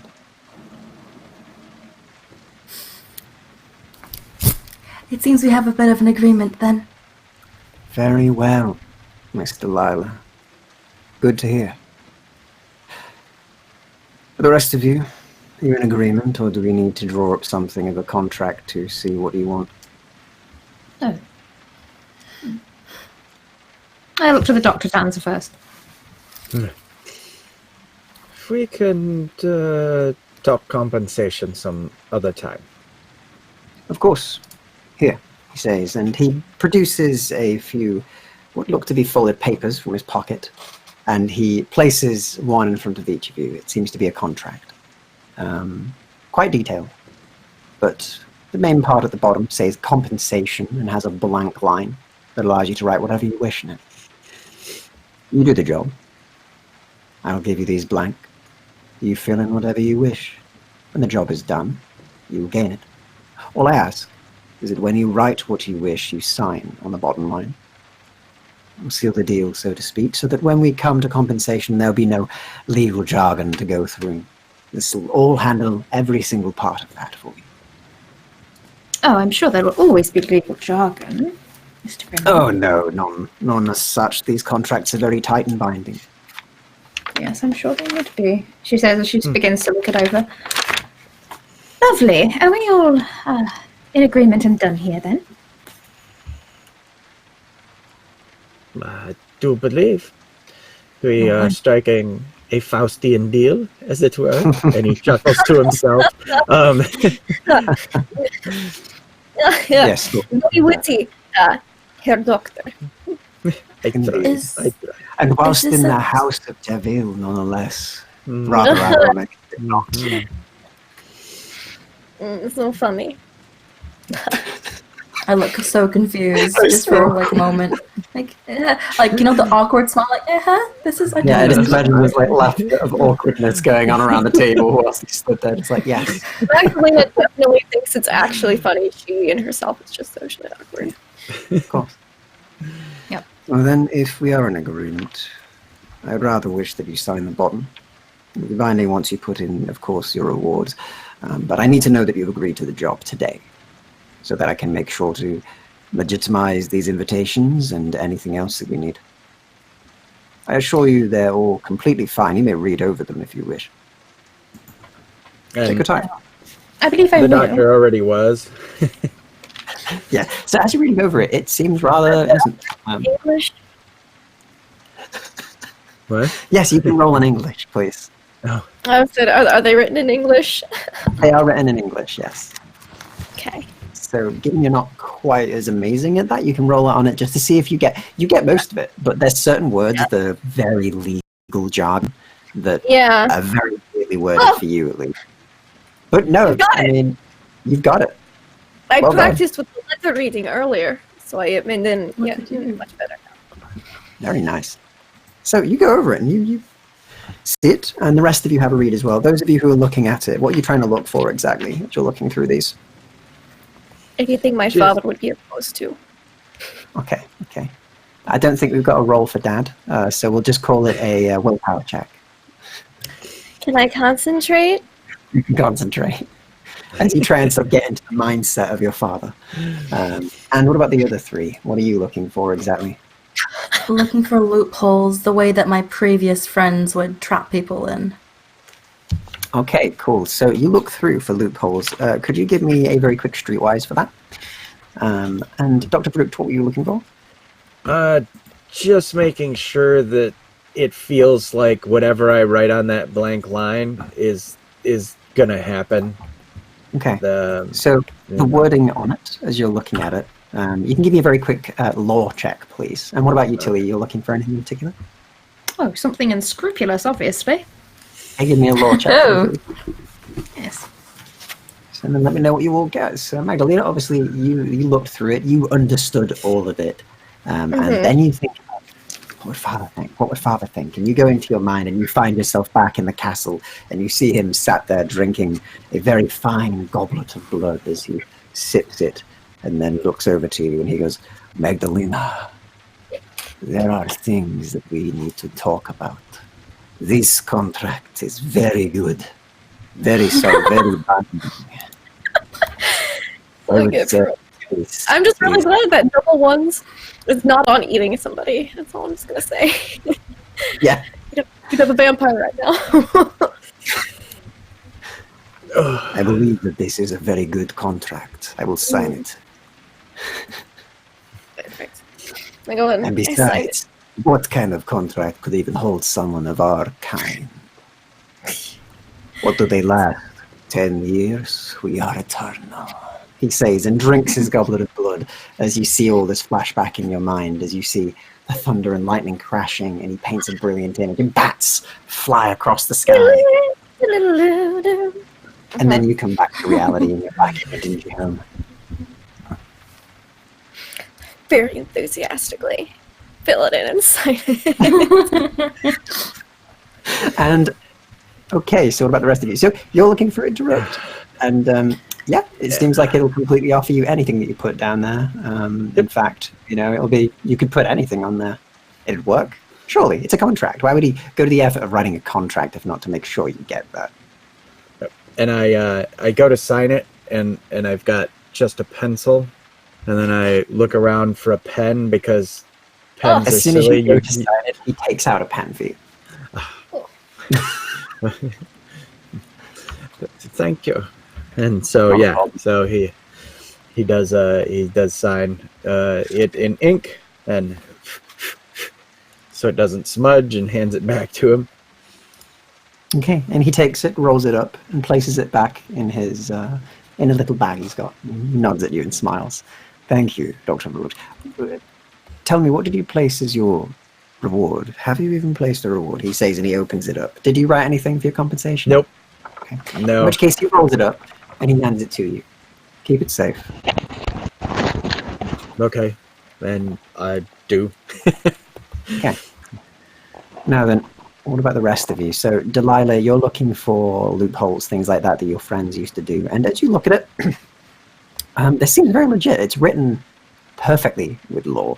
There are some bits that seem a bit strange, mainly in wording, but they don't seem to be loopholes, and they don't seem to be anything that you would recognize as trying to trick anybody. The language is all fine. And do we have Delilah? That's the question. Oh, wait, there we are. Delilah, welcome back. You muted, or? Okay, we'll move on for now. We'll come back to Delilah. We can hear you typing, though. Okay, you hear nothing. Okay, so Delilah, unfortunately, is currently unable to hear anything.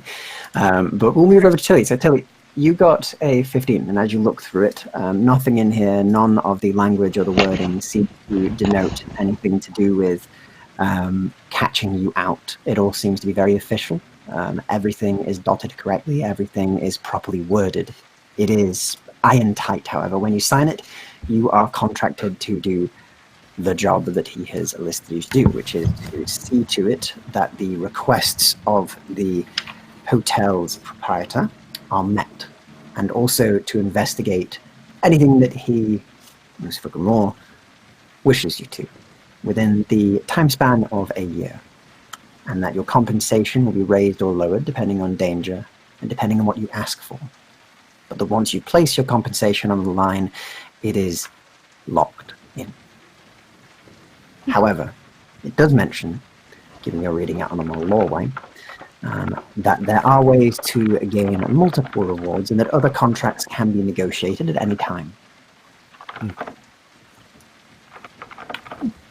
Does it say about the repercussions if one breaks the contract? It says that if one breaches the contract, that there will be severe repercussions, and that they will be either taken to court or that they will be executed for breaking it if they go against it entirely. In other words, it's the usual jargon of this time. On fear of imprisonment or death if you break it, if you cannot pay a fine. But there is no fine listed. And medical rights, bereavement leave, what about if you can't do your job? There are nothing about that sort of thing in there. It's very simple. Do a job for me. Contract. Mr. Grimore, I have a few questions. I see. What if one becomes unable to do the job? And what's that supposed to mean?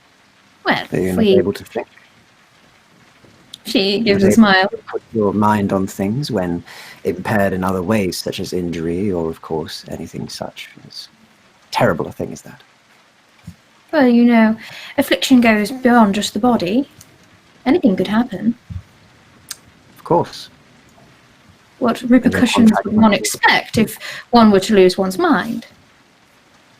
The rest of your friends here, the rest of your fellow colleagues would be able to complete your contract for you. If you fall so ill, then the rest of them will complete your side. You're all bound by the same contracts. And the reward is whatever you want. I don't offer medical or dental, if that is what you're asking. Not quite, Mr. Grimore. And if one person breaks a contract, does that mean we're all liable for punishment, or just the... Just the individual who breaks it. I see. Interesting. Well, I agree to your terms, but I will have some time to think on what compensation I would like. Of course, just sign. And then you may sign whichever compensation that you wish at a later date. Yes. Curious. Well, I have a cat to deliver, so if you don't mind. Excellent meeting you all. Can't wait to work with you. Shall we off? The same. Thank you for The same. coming. Thank you for having us. The tea was lovely. And have you Oh, signed? good. Oh, I'll sign it when I get home. Sign it before you leave. I need to see it signed before we leave. Well, if you That we don't know I cannot mind. trust that. Forge. She holds it up to a candle just to see if he's playing the same tricks and trying to look for Okay. any fine print. Well, I'd rather Give me do a this quick forensic science. privately, but you have a bit of a reputation. A science roll again, forensics. Forensic science, yeah. Okie dokie. Three. That must be 17.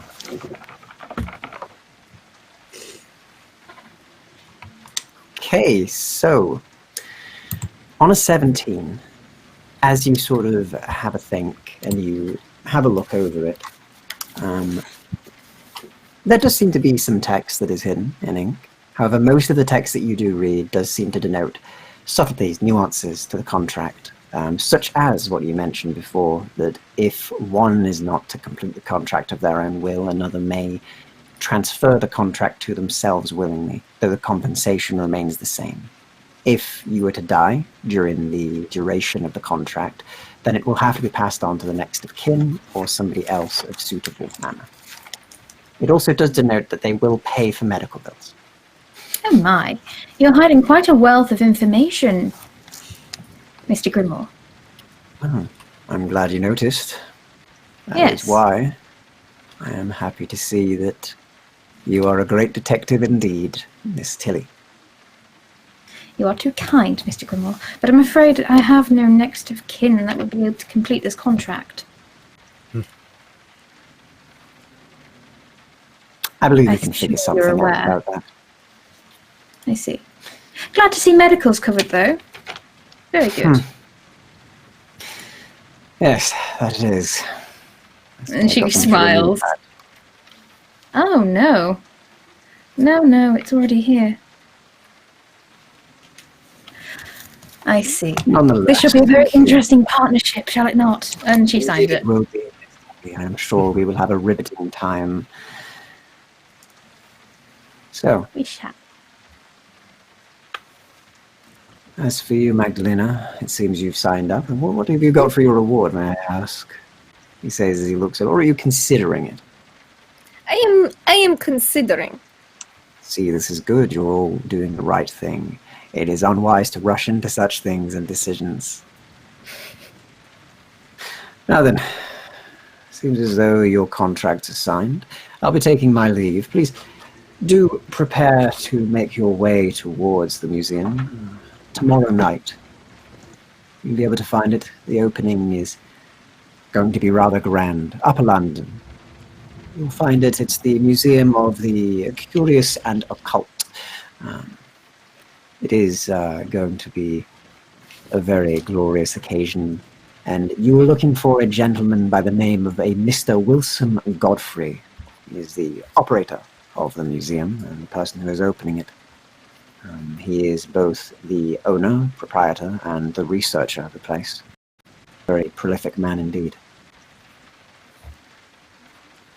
You will know him when you see him. He is rather obvious. Trust me on that much.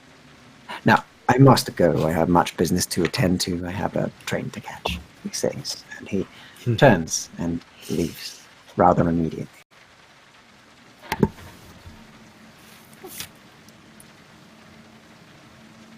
You're all left in the room. The rain is still hammering down outside. And he closes the door behind him and leaves the four of you in the room. Quite an intense fellow, isn't he? Yes. He's very powerful man. Yes. I can tell by his bearing. Are you quite all right, Mr. DeVille? Yes, I am very well. All things considered. Yes. I shall not be impeding on your hospitality, as gracious as it is, any longer. Thank you very much for accommodating us. Oh, glad you had a good time, and we'll see you at art exhibit. So Certainly shall. then this is adieu. Indeed. Are any of you happening to go back to the upper district? I hear it's Yeah, dangerous to walk alone at night. I will go along. Yes. It'd be quite nice to have a travel partner, will it not? And he motions towards the exit to the room. It was lovely meeting all of you. And you too. If you need anything or wish to get in contact, you know where I live now. So you can just write or come over. I shall send a letter if I need to contact you. What language would you prefer? Do you speak Romanian? Unfortunately not, but I can learn. Hungarian? Or even Turkish? She just seems to commit those. No, but I have quite the memory. I'm sure I can look something up. Romanian is my first language. Romania. Lovely. I shall do some research. Well, it was lovely meeting you. Take care of Cat, and Yes. I will walk you to the door. That is what people do when wishing guests goodbye. Here. Most kind. And She'll go. Okay, no yeah, problem. if Delilah's coming too, then I guess we'll all kind of travel together. Best we can. Okay, no problem. So you'll be able to do that. So you can easily check things out. So what you might want to do is obviously get a carriage back. Apparently, as unfortunately Delilah is mute at the moment because we're trying to figure out some technical issues in the background. Delilah says, "Oh, you can catch my carriage. Hop in for a ride if you want. We'll take you home." So it seems you have a lift after all. I wave goodbye and then I hold Very my. polite and good. Yeah. Yeah, you do so. And as they're about to leave as well, Irene appears next to you as they exit the door and looks at you, Magdalena. Seems the boy has a gift. He's able to. He has chickens. He was raising them. Apparently has been doing it for weeks. Chickens in the chicken coop? Chickens in the chicken coop. A strange occurrence. I haven't Very seen odd. chickens In like But- a good 50 years. a good 50 years, exactly. And whilst I cannot eat, you can. And of course, having eggs would be good for making things such as cake. So keep boy as nude is keep chicken boy is what you're I saying? think we should keep Chicken Boy. We may need to name him something other than Chicken Something Boy. other I than think he- chicken boy? I do not like this English method of servant names. This is very. You have to treat It them is like much real. simpler back home, indeed. It is much simpler. You just go chicken boy.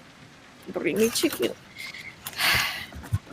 And then they bring you chicken. It's easy. Which It is is lovely. very simple. But, Good, okay. good. Does he have But name he- already? Do they come with names? I don't know. I don't ask them. I will figure out. I will ask Chicken Boy if Chicken Boy has a name. Okay, you ask Chicken Boy if Chicken Boy has a name. I will do the cleaning. Your guests have left such a mess. I know. Cups on the side, and there's liquid in them, and I disgusting. know. It's just it. And she gets to clean. As I'm guessing you go up to find Chicken Boy. I gotta find Chicken Boy. Okay, so you find Chicken Boy. He's sat in the bedroom. He's very awkward. He's kind of been sat on the fed, bed. He's gotten cleaned He's up, fed. and now he's sitting on a bed. Looks really dapper. He's got some clothes that have been sort of tailored for him. It seems your servant has used her It's supernatural work. gift in order to stitch some stuff together for him. And he's wearing like a little suit, sat, and he's like, "Oh, hello, Miss. Good evening.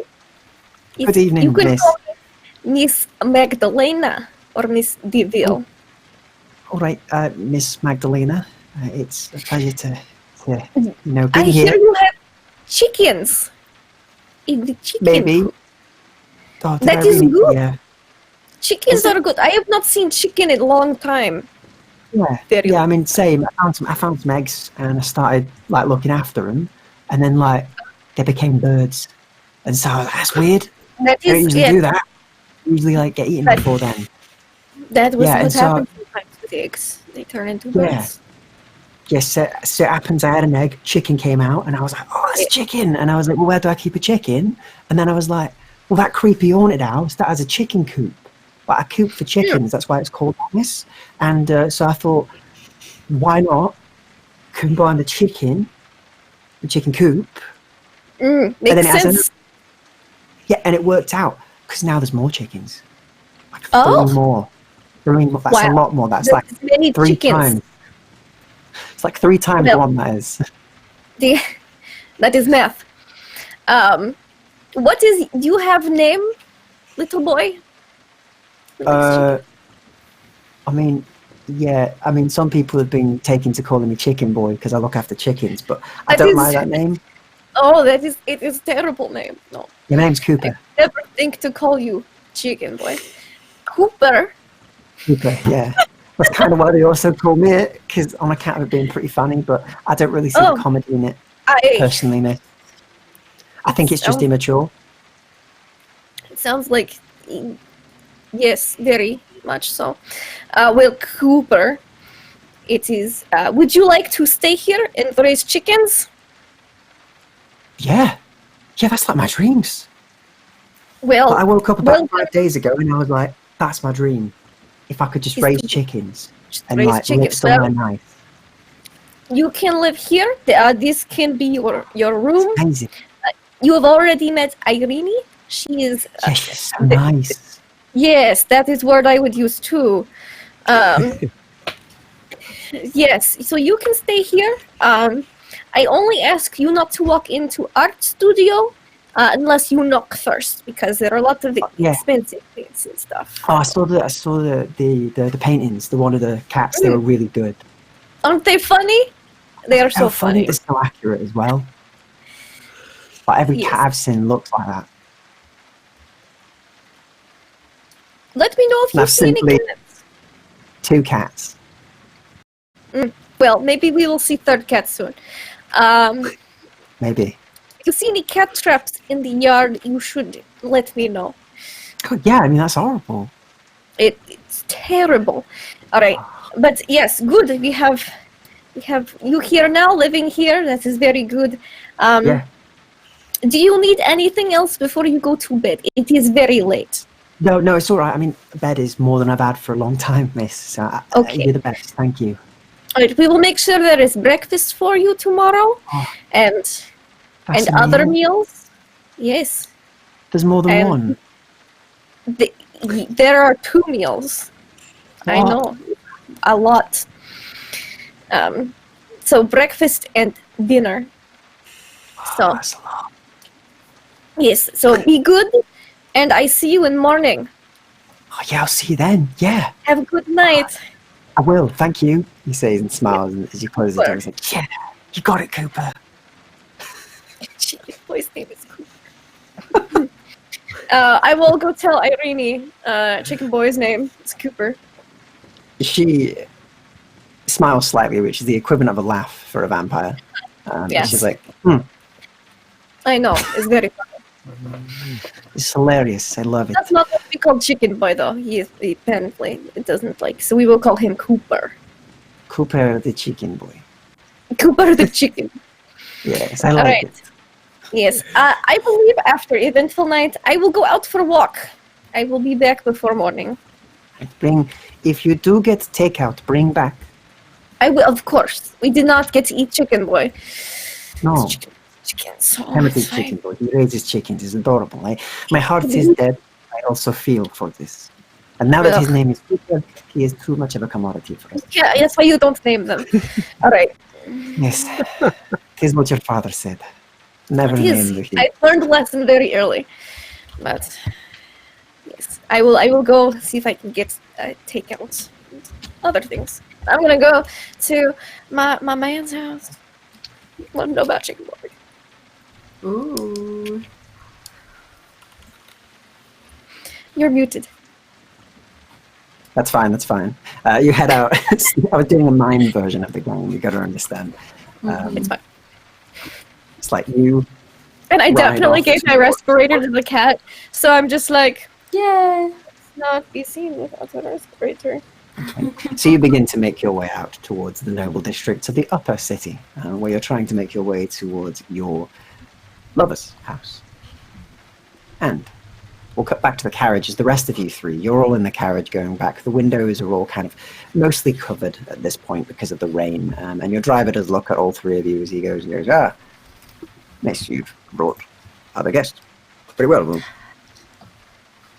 Yes, do you mind dropping them off first? Of course not, Malay. Whatever you wish. Where are they to go?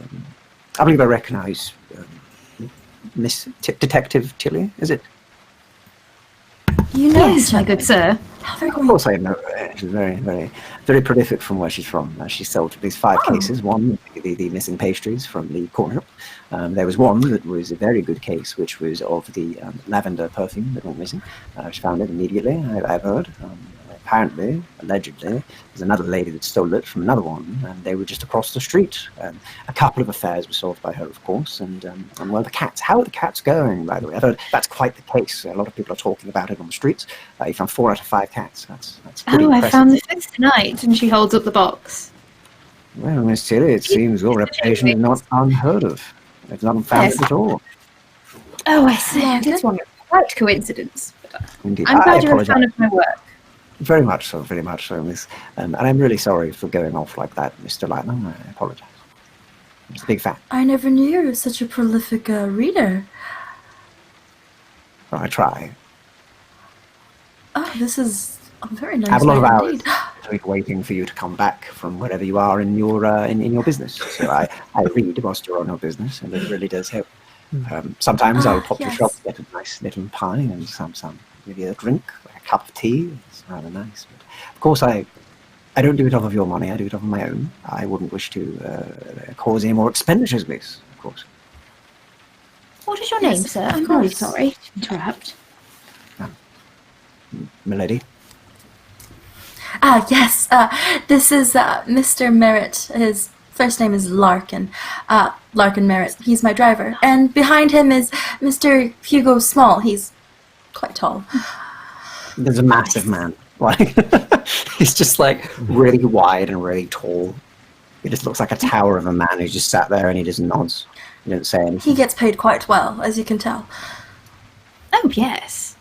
Excellent, excellent. Do you like penny dreadfuls, Mr. Merritt? Oh yes, yes, I love penny dreadfuls. Oh, excellent. I was hoping you'd like to read one. I've made some notes on it. There we go. Yes, One in- yes, of course. Tell me what you think. And she just hands it over, and it's every page is just littered with like notes and annotations of like, what the mystery actually could be scientifically. I see. Interesting. I will try and avoid the spoilers. He says, and he kind of closes it and pops it away in his bag and goes, I'll read it later when I get home, of course. Not whilst I'm on shift. But I would love to give you feedback on it. Is it written by you or written by somebody else? Oh, no. I like to annotate other people's penny dreadfuls, you see. I see. Oh, I've been reading Probably. a light book, Dracula. It's been rather fun. Riveting, yes. riveting.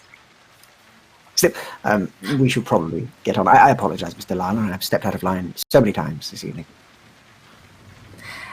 That is okay. I find this quite refreshing. It's lovely to see this side of you, Larkin. And you, of course, lady. The, Please do the step doctor in. just gives him his address.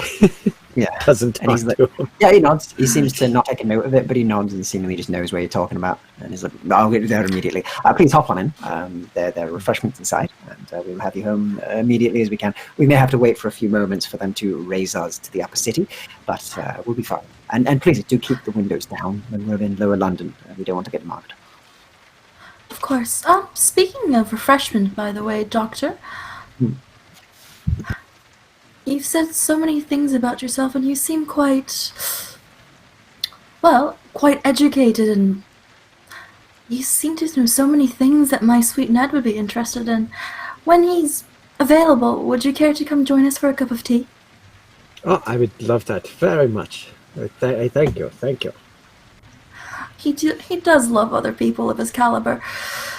Unfortunately, I cannot provide that sort of company, but it seems you would. Indeed, I would love to see him in person. And there seems to be a little more to that statement than it was. Is there more to that statement? Do I pick up on that? Could you give me a quick wit check? And yes, give me a wit check as well, please. Just to see if you can determine this. And are you trying to hide this, Dr. Baruch, or are you just like... just enough to be like, I want more information, but I'm not going to come out and say, yeah, you look like a grieving widow. Where's your man? Because he owes me money. He's basically... Yeah, maybe not the best closing line of that, is it? Like, you look like a widow. You're like grieving. It's like, thanks for that. Just thought I'd wear more black today than usual. But yeah, okay, cool. So, could you give me a very quick charm check on that then, please? Just so I can determine how well you're hiding this. Because we have some high rolls from Tilly there. And we're doing, was it wit or intellect? You're doing a wit check to see if you can spot this. You're trying to determine if he's holding something back.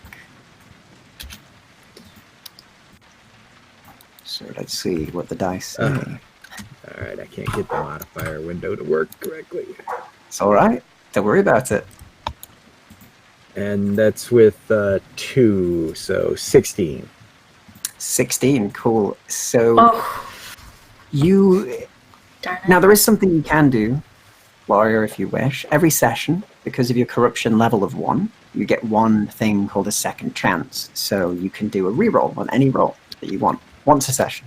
If you want to do that, you could reroll. No, I think I'm good for the day. Okay. I'll just chalk it up to my trying to keep up that pretense.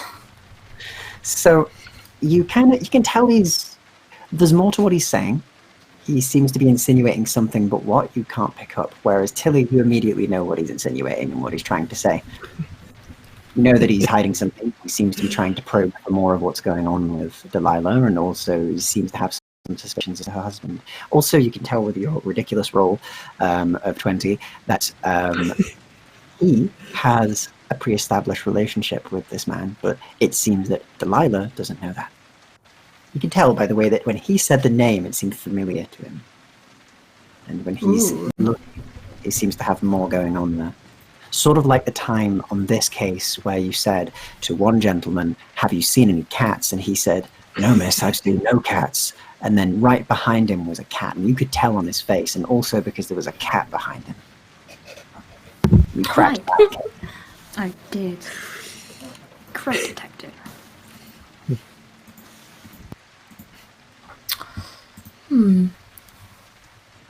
So, as the carriage continues, yeah, and very awkward ride home. Yeah, I mean, I'd be making small talk with Miss Griffith because it's polite to speak amongst the ladies. It's like, of course you're welcome to come too. I do love meeting new people, and you seem to be, well, a hero of sorts. To my driver. I wouldn't say hero. My work as of late has been more frivolous. I know this. Then perhaps I might give you something that might not be so frivolous. Oh, now you have my interest, Miss Berkeley. Another night, dear. Very much so. Mr. Merritt, could you drop me off at Miss Antoinette's house? I seem to have a feline to drop off, please. But of course, yes, he shouts back. I will do that after I drop off the doctor. Of course. And, shortly afterwards, it takes about a good 20 minutes for them to sort of make their way to there, wait for them to bring themselves up to Upper London, at which point they drive you across and drop you off on your street, Dr. Baruch. And he opens the door for you, as usual, and places down a mat for you to step on, so you're not stepping in a puddle, and gestures for you to get up. This would be your stop, sir? It would It's a pleasure meeting both of you. I will see you tomorrow night, and auf Wiedersehen. Yes. I hope you find what you seek, Doctor. She tips her hat and gives him a smile. Oh, and she passes him a little bag, and it's full of sugar lumps. Oh. Thank you very much. You're very He welcome. slips it into a pocket Could in you his give me a very coat. quick coordination check, please, as you try and take it in the rain? Sure. Sure. Don't let it dissolve. All right, and because Like the dice two were, of the cotton candy.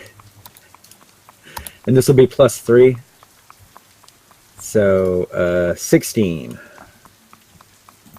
Okay. On a 16, you take it as they say, I hope you find what you're looking for as well. You, for a moment, that runs through your mind as, wait, does she know something? And you almost drop it, but you catch the underside of it, luckily. Only one cube falls out and tumbles into a puddle below and dissolves. There's a moment of sadness, but he manages to pocket away the rest for the future, and he smiles really big and gives an overextended bow, and then realizes that he's standing in the rain, and then flips up his umbrella real quick, and and turns and clicks his heels and walks into the house. Okay. And you make your way into your house again, and your servants have managed to get everything in working order again. Everybody's got everything nice and perfect for you. Everything meets your criteria. All of your checks are done. Everything is in order. You walk in, and it's almost a relief to see such orderly things around you again. Yes.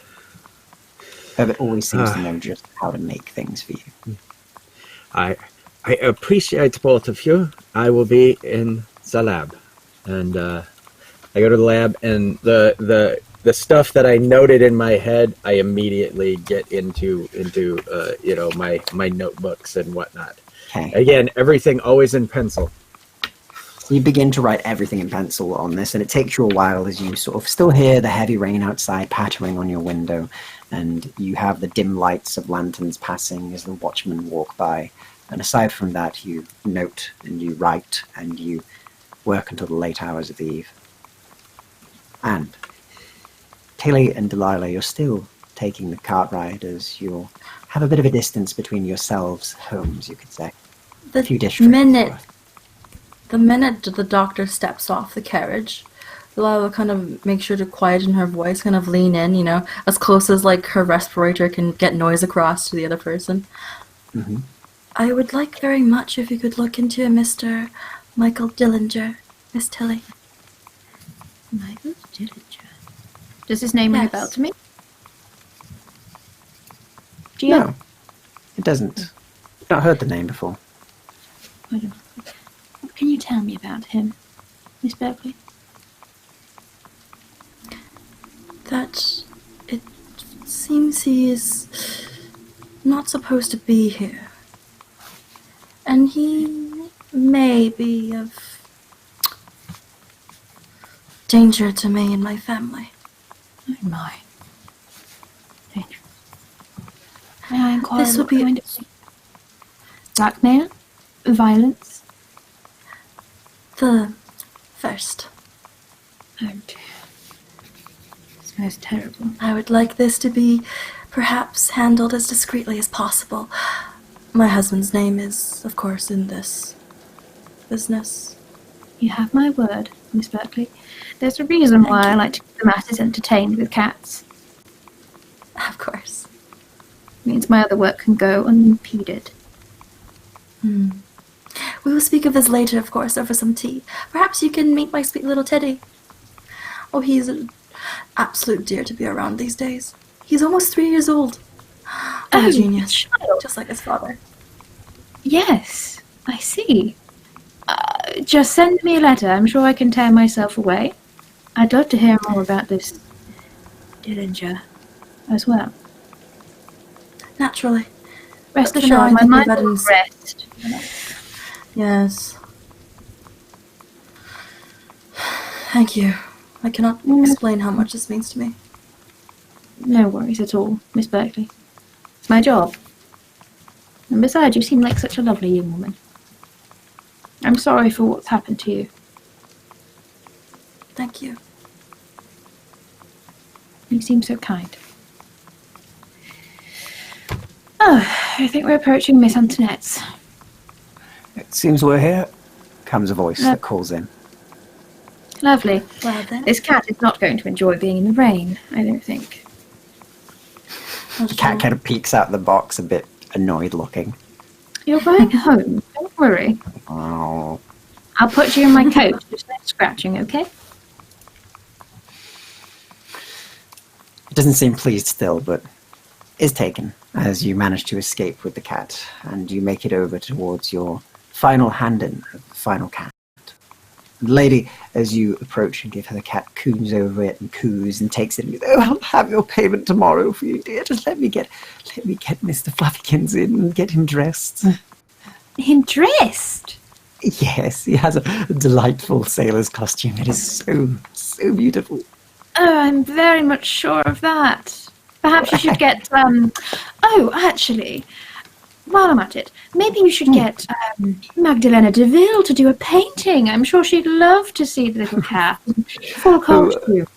I'm not too keen on her work. She makes cats look like they have human faces, and my Fluffykin does not have that sort of face. Oh, well, I mean, it's a historic style, Miss Antoinette. Oh, it is, but I have many paintings like that. You do? Yes, like 10. How interesting. Well, I can show be you. sure to call on me again. Usual way of payment. Of course, And yes. I'll send someone over in the morning with your payment, dear. Of course. I would do it now, but I need to dress my dear sweet Mr. Fluffykins. Yes. A good evening. Good evening, she says, and closes the door, and you hear her cooing and ahhing over it again as she takes the miserable cat inside to dress it in its sailor uniform. You know, I'm starting to feel quite guilty. Maybe I'm not the hero everyone paints me out to be. She goes home. Okay, you make your way home, and you get in, and it's nice and relaxing. And it's about the time that you hit your top stair that suddenly you feel incredibly faint.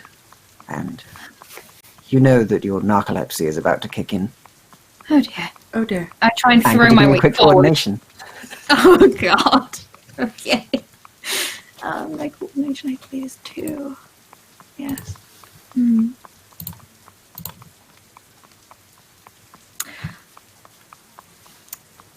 A 9.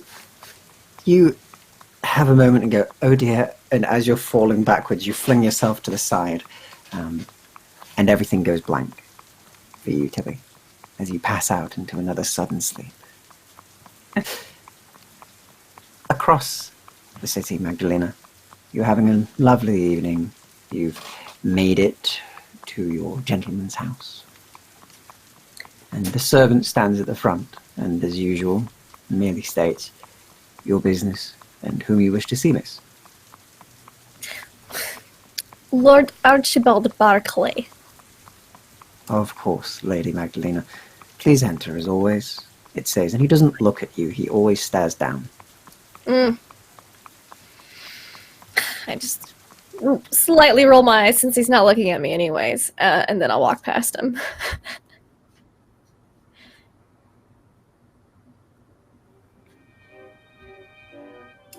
Okay, so you walk past and you walk in, and as you do, you hear music ringing from inside. You hear the sound of an accordion, of strings, of instruments playing, and sat in a very plush chair just through in the main foyer is the gentleman of whom you have grown to like, if not love in some manner. As he sits, his greying beard and hair swept back, kept impeccably clean, wearing a very nice red waistcoat or white shirt as he sits back and drinks whilst he watches the entertainment. And he sees you walk in and turns to you. Magdalena, welcome back. It has been far too long since we've seen each other. Please do come in. Oh, A week Comes in away and from just- you, my love, is far too much. he just sits on his lap. I'm going to offer a seat, but this works just fine. He smiles at you and looks over at the people who are playing and just kind of goes, "Any better than that?" And they kind of nod, a bit worried, and play better. Would you like a drink? I've got some vintage on tap tonight. Oh, I would love a drink.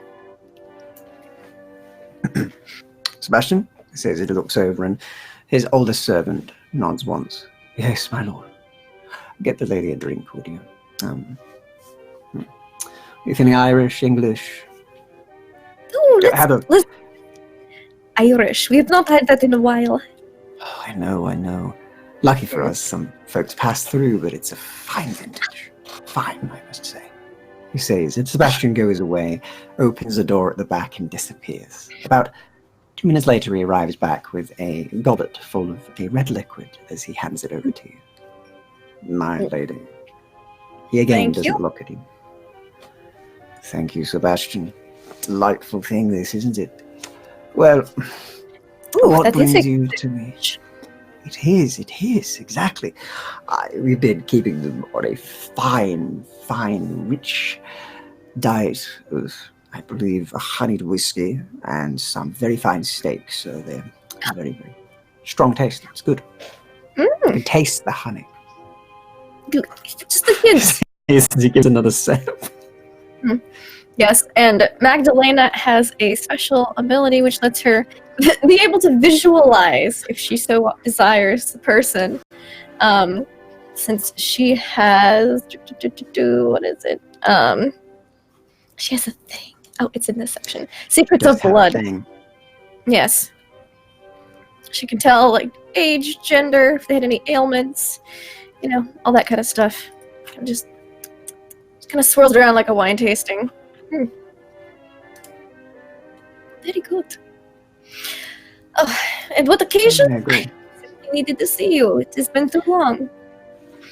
Well, there is that, yes. I mean, it's been... And my art exhibit opens tomorrow. I know. Do you want me to attend? Of course I managed to get some tickets somehow, I'm sure. Of course. I mean, if not, you could be my +1. I'm sure it wouldn't be any issues getting you in. I'm sure. I don't think there's many doors that could keep me out in this. Of course not, Archie. Oh, I did have some news. I lost the cat. Well, a lady came and said the cat belonged to some other lady.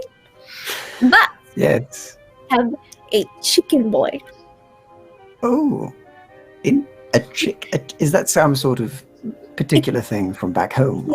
He has raised chickens in that empty coop. He thought our house was abandoned and haunted, but he's not. And so he was like, I raised chickens because chicken coop. And now we have chickens. I see. Delightful I picked him in, so now there is human in house. Yes. Well, at least you always have emergency snacks, and if you look at it another way, you may have chickens, and that's quite delightful. I haven't heard many chickens being around anymore, not proper ones. Exactly. Anyway, Exactly. It's been at least 20, 30 years since a good one, maybe 50. Oh, the boy has a gift, evidently. Yes, that is why we are keeping him and not keeping him. Cooped up in the house, so to speak. His name is Cooper. Oh, the story only gets it better, my love. Indeed, yes. I thought you would enjoy. I do. But yes, I'd love to go to the gallery with you tomorrow. I'll see what I can clear up. I believe I have a few things on, but they can be cancelled. Thank you, dear. I also have made new acquaintances today. It's been a very busy day for you, it seems. It has been so busy. It's more people. He looks at the musicians, kind of like, better. You flubbed the E flat. Sorry, continue.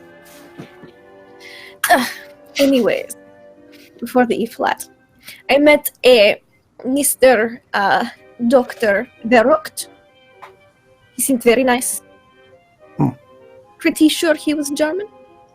I can respect that. He seemed eccentric. He seemed very with the newfangled stuff. You know, electricity maybe, that kind of thing. It's very, very newfangled. And a Miss Delilah Berkeley, not Barclay, and a Miss Tilly Griffiths? I think she is I've heard investigating. of that one. Yes, they were investigating She the took cat. the cat. Mm. Yes, but I also heard about a mystery about some lavender. It's interesting. I don't know. I didn't. As for Delilah, I've heard of her. She sings quite often in the clubs. I've visited a few times. Sing. Delightful. Ah. Nice, beautiful voice. No, if American. what? She said she was from the world. Yes. Yes. Yes, strange, really. I've not really heard of anybody coming from that place in No. my 20 years of being around this location. So it's strange that we've got a few Americans knocking about. I'm very curious to get to the bottom of that. If you could find out, let me know. I'd love to. There are more Americans? Yes, I think there's more than one. Mm. Yeah, very lonely new world, wouldn't it? It would. It's true. I just meant running around here in town. I just very, very interested. A few. Mixed in with the crime lot. They brought some rather unpleasant things with them. Well, I have heard things about the Americans, if you know what I mean. Yes. The last ones that came through caused quite the stir. Explosions, I'd heard. I heard some of them took out a nobleman in an explosion, Mr. Lord. What's their name? They've got a daughter that's an inventor.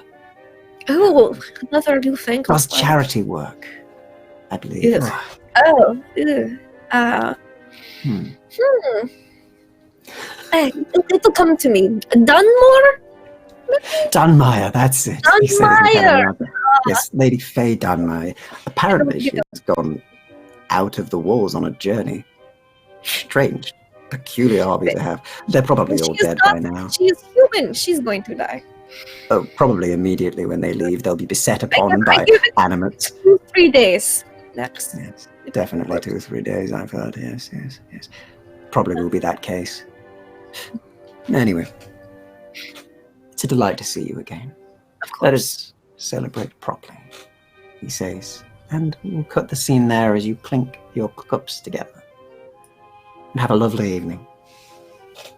Meanwhile, across the city, Lila, you roll up to the front of your house,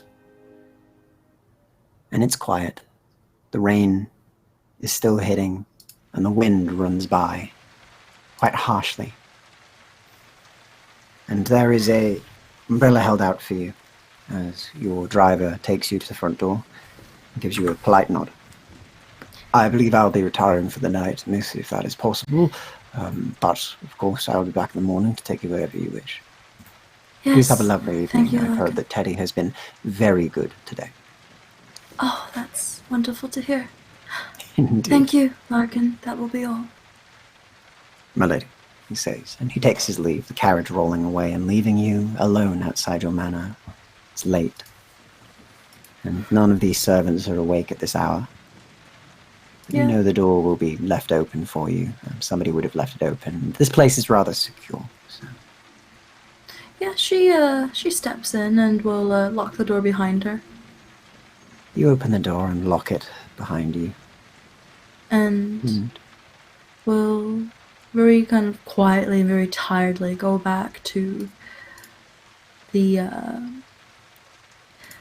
eastern wing. Usually she goes to the western to speak to her mother-in-law, but tonight she's too tired. And she goes to her very lonely bedroom where And as you begin to her make your way to husband your stays bedroom, with us.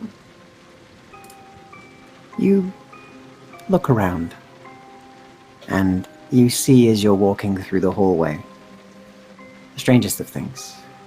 There are mirrors lining each wall, and they've been placed 3 either side that lead directly to the door of the bedroom. All of them are uncovered. And as you stand looking at the door, the mirrors placed and uncovered, you do hear a voice cut through.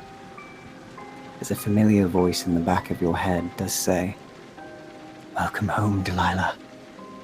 You've not been practicing enough."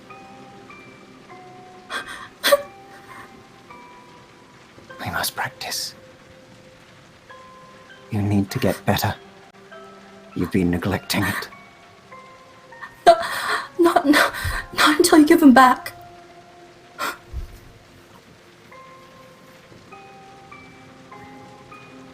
Why should I give him back? You haven't been practicing. He held you back. You need to practice. We made a deal. I would rather go back to it being pleasant, Delilah. But you denied me. You stopped practicing. You stopped caring. You settled. That wasn't the deal.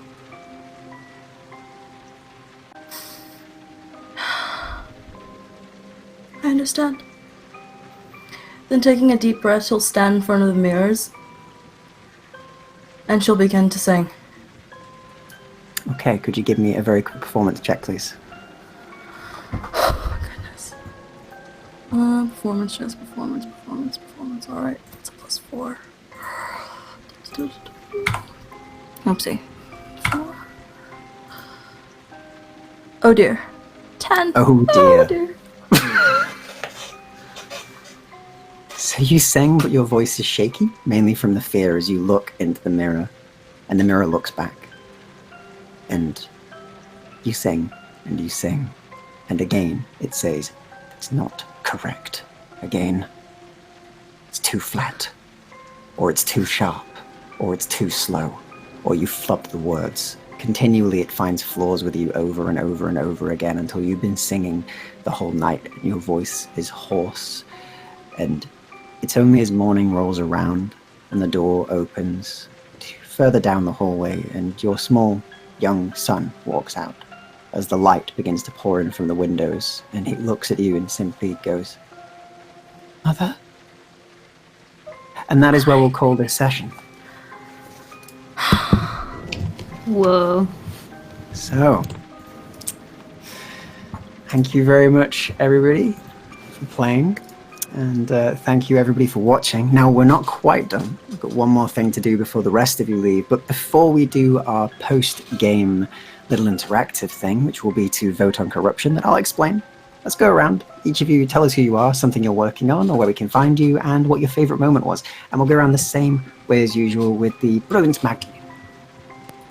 Hi, I'm Laugh of Lindy. I had a lot of fun. You can find me pretty much everywhere on the internet at Laugh of Lindy. My favorite part, I don't know, it was so good. I had so many good bits. I really liked just the awkwardness. Everyone sitting in the parlor like, why are we all here? What are we doing? It was great. I can't wait to get to know all of the characters better and interact more and see a fantastic art gallery next week. I'm sure that'll be great. Nothing bad or wrong could go there. Yes, you can find me at Laugh of Lindy. I play a lot of D&D and other tabletop RPGs, both on my channel and elsewhere, so follow me on Twitter to see what I'm doing where. I'm actually going to be in about 10-15 minutes on WebDM's channel for some D&D this evening. And on my own channel, you should check out Mondays and Tuesdays nights where we play more D&D. So, check it out.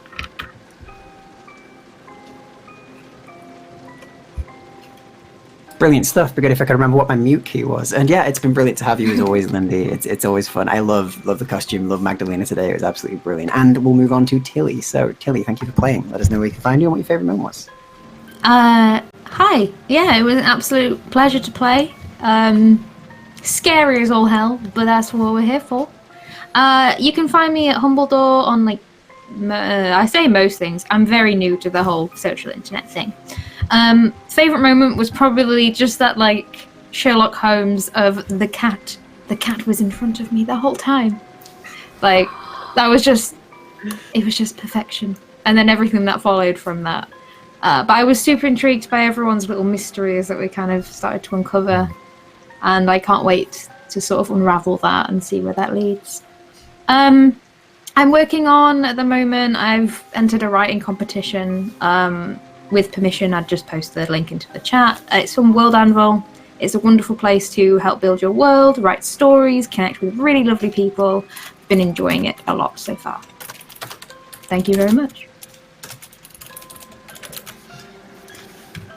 Brilliant stuff. Thank you very much. I'm just checking if I could find that link, but I can't see it. Oh, no, but, I've got it. Oh, there we go. Okay, cool. That's all good.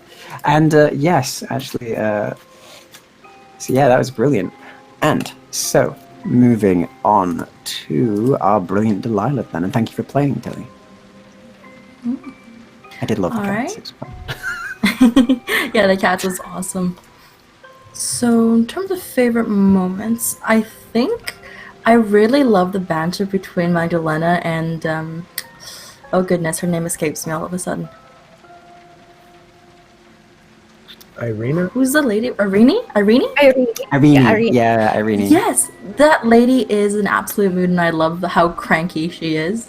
I'm really curious about why they're, what a keeper is and why they're together, and I also really liked, of course, I definitely liked the when we all met, and it was just like, oh, we came uninvited. How very awkward. And just the entirety of that was just awkward upon awkward upon awkward. And that was really cool. Brilliant. And as for me, you can find me as Lark Loria on Twitter and Loria Lark on Instagram, where I am a lot more active. There I post pictures of just little things I work on, like my food that I cook, little cosplays, and lots of pictures of my cat. He is a black cat, so that probably makes me a witch by Magdalena standards. But yeah, It's she's just my bad luck. baby. She's superstitious. It's fine. And Yeah. that would be. No, it was amazing. Thank you for playing. It's always a joy to play with all of you, and thank you very much for coming. I like the at Lark Loria and then Loria Lark, the mirror version of yourself on Instagram. That's always fun. And Honestly, Twitter just kind of flipped it. I don't know why. and finally, last but not least, the brilliant Dr. Varuk. Thank you for playing Greybeard. Thank you. Greybeard at Greybeard's Tavern. Twitter is where you get all my schedule. I'm doing a lot, so like 4 or 5 games a week. But you can see me on Sunday mornings on my own channel on Twitch, where I get to play with all the props I want. Crossbow firing in my basement and everything. So check me out Sunday mornings, 10 a.m., 10 to noon. We usually play for a couple hours and just have fun. And my favorite part was the story of Cooper. Yes. From beginning to end, it was like, my God, it's food. Now he's the chicken coop boy. And the fact that she took him to the overlord type character, and I just bravo. They're bravo. NPCs make the world livable and a breathing place. That was fantastic.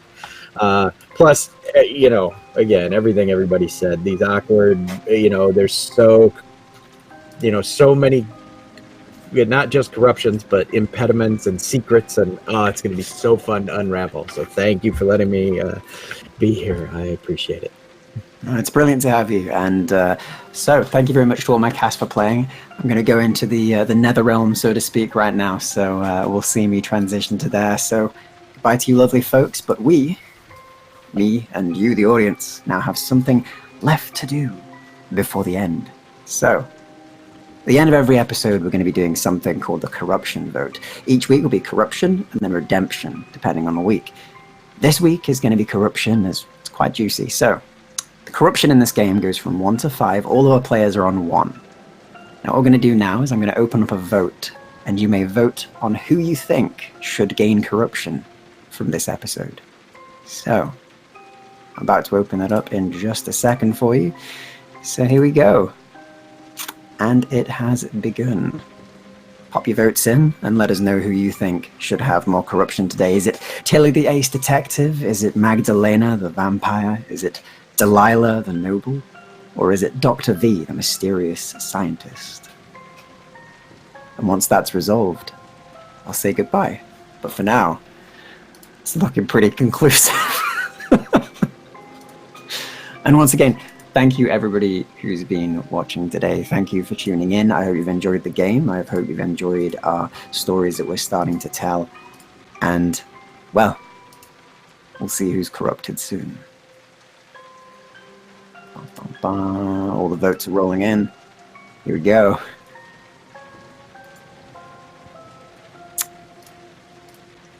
All right.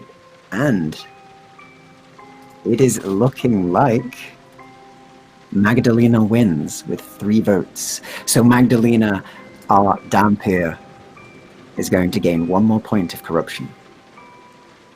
But still, until then, I've been a Hollowtail. You can find me at a Hollowtail on Twitter. You can also find me on YouTube at youtube.com/Hollowtail, where I do plenty of videos on RPGs, from guides to things like that. And I even do some videos based on this particular system and D&D and all sorts of other stuff. So check me out there if you want to. That's youtube.com/Hollowtail. Until next time, we'll see you in a week from now.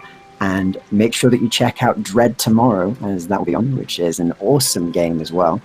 And until then, I hope you all do good and beware the things that may go bump in the dark. Goodbye for now.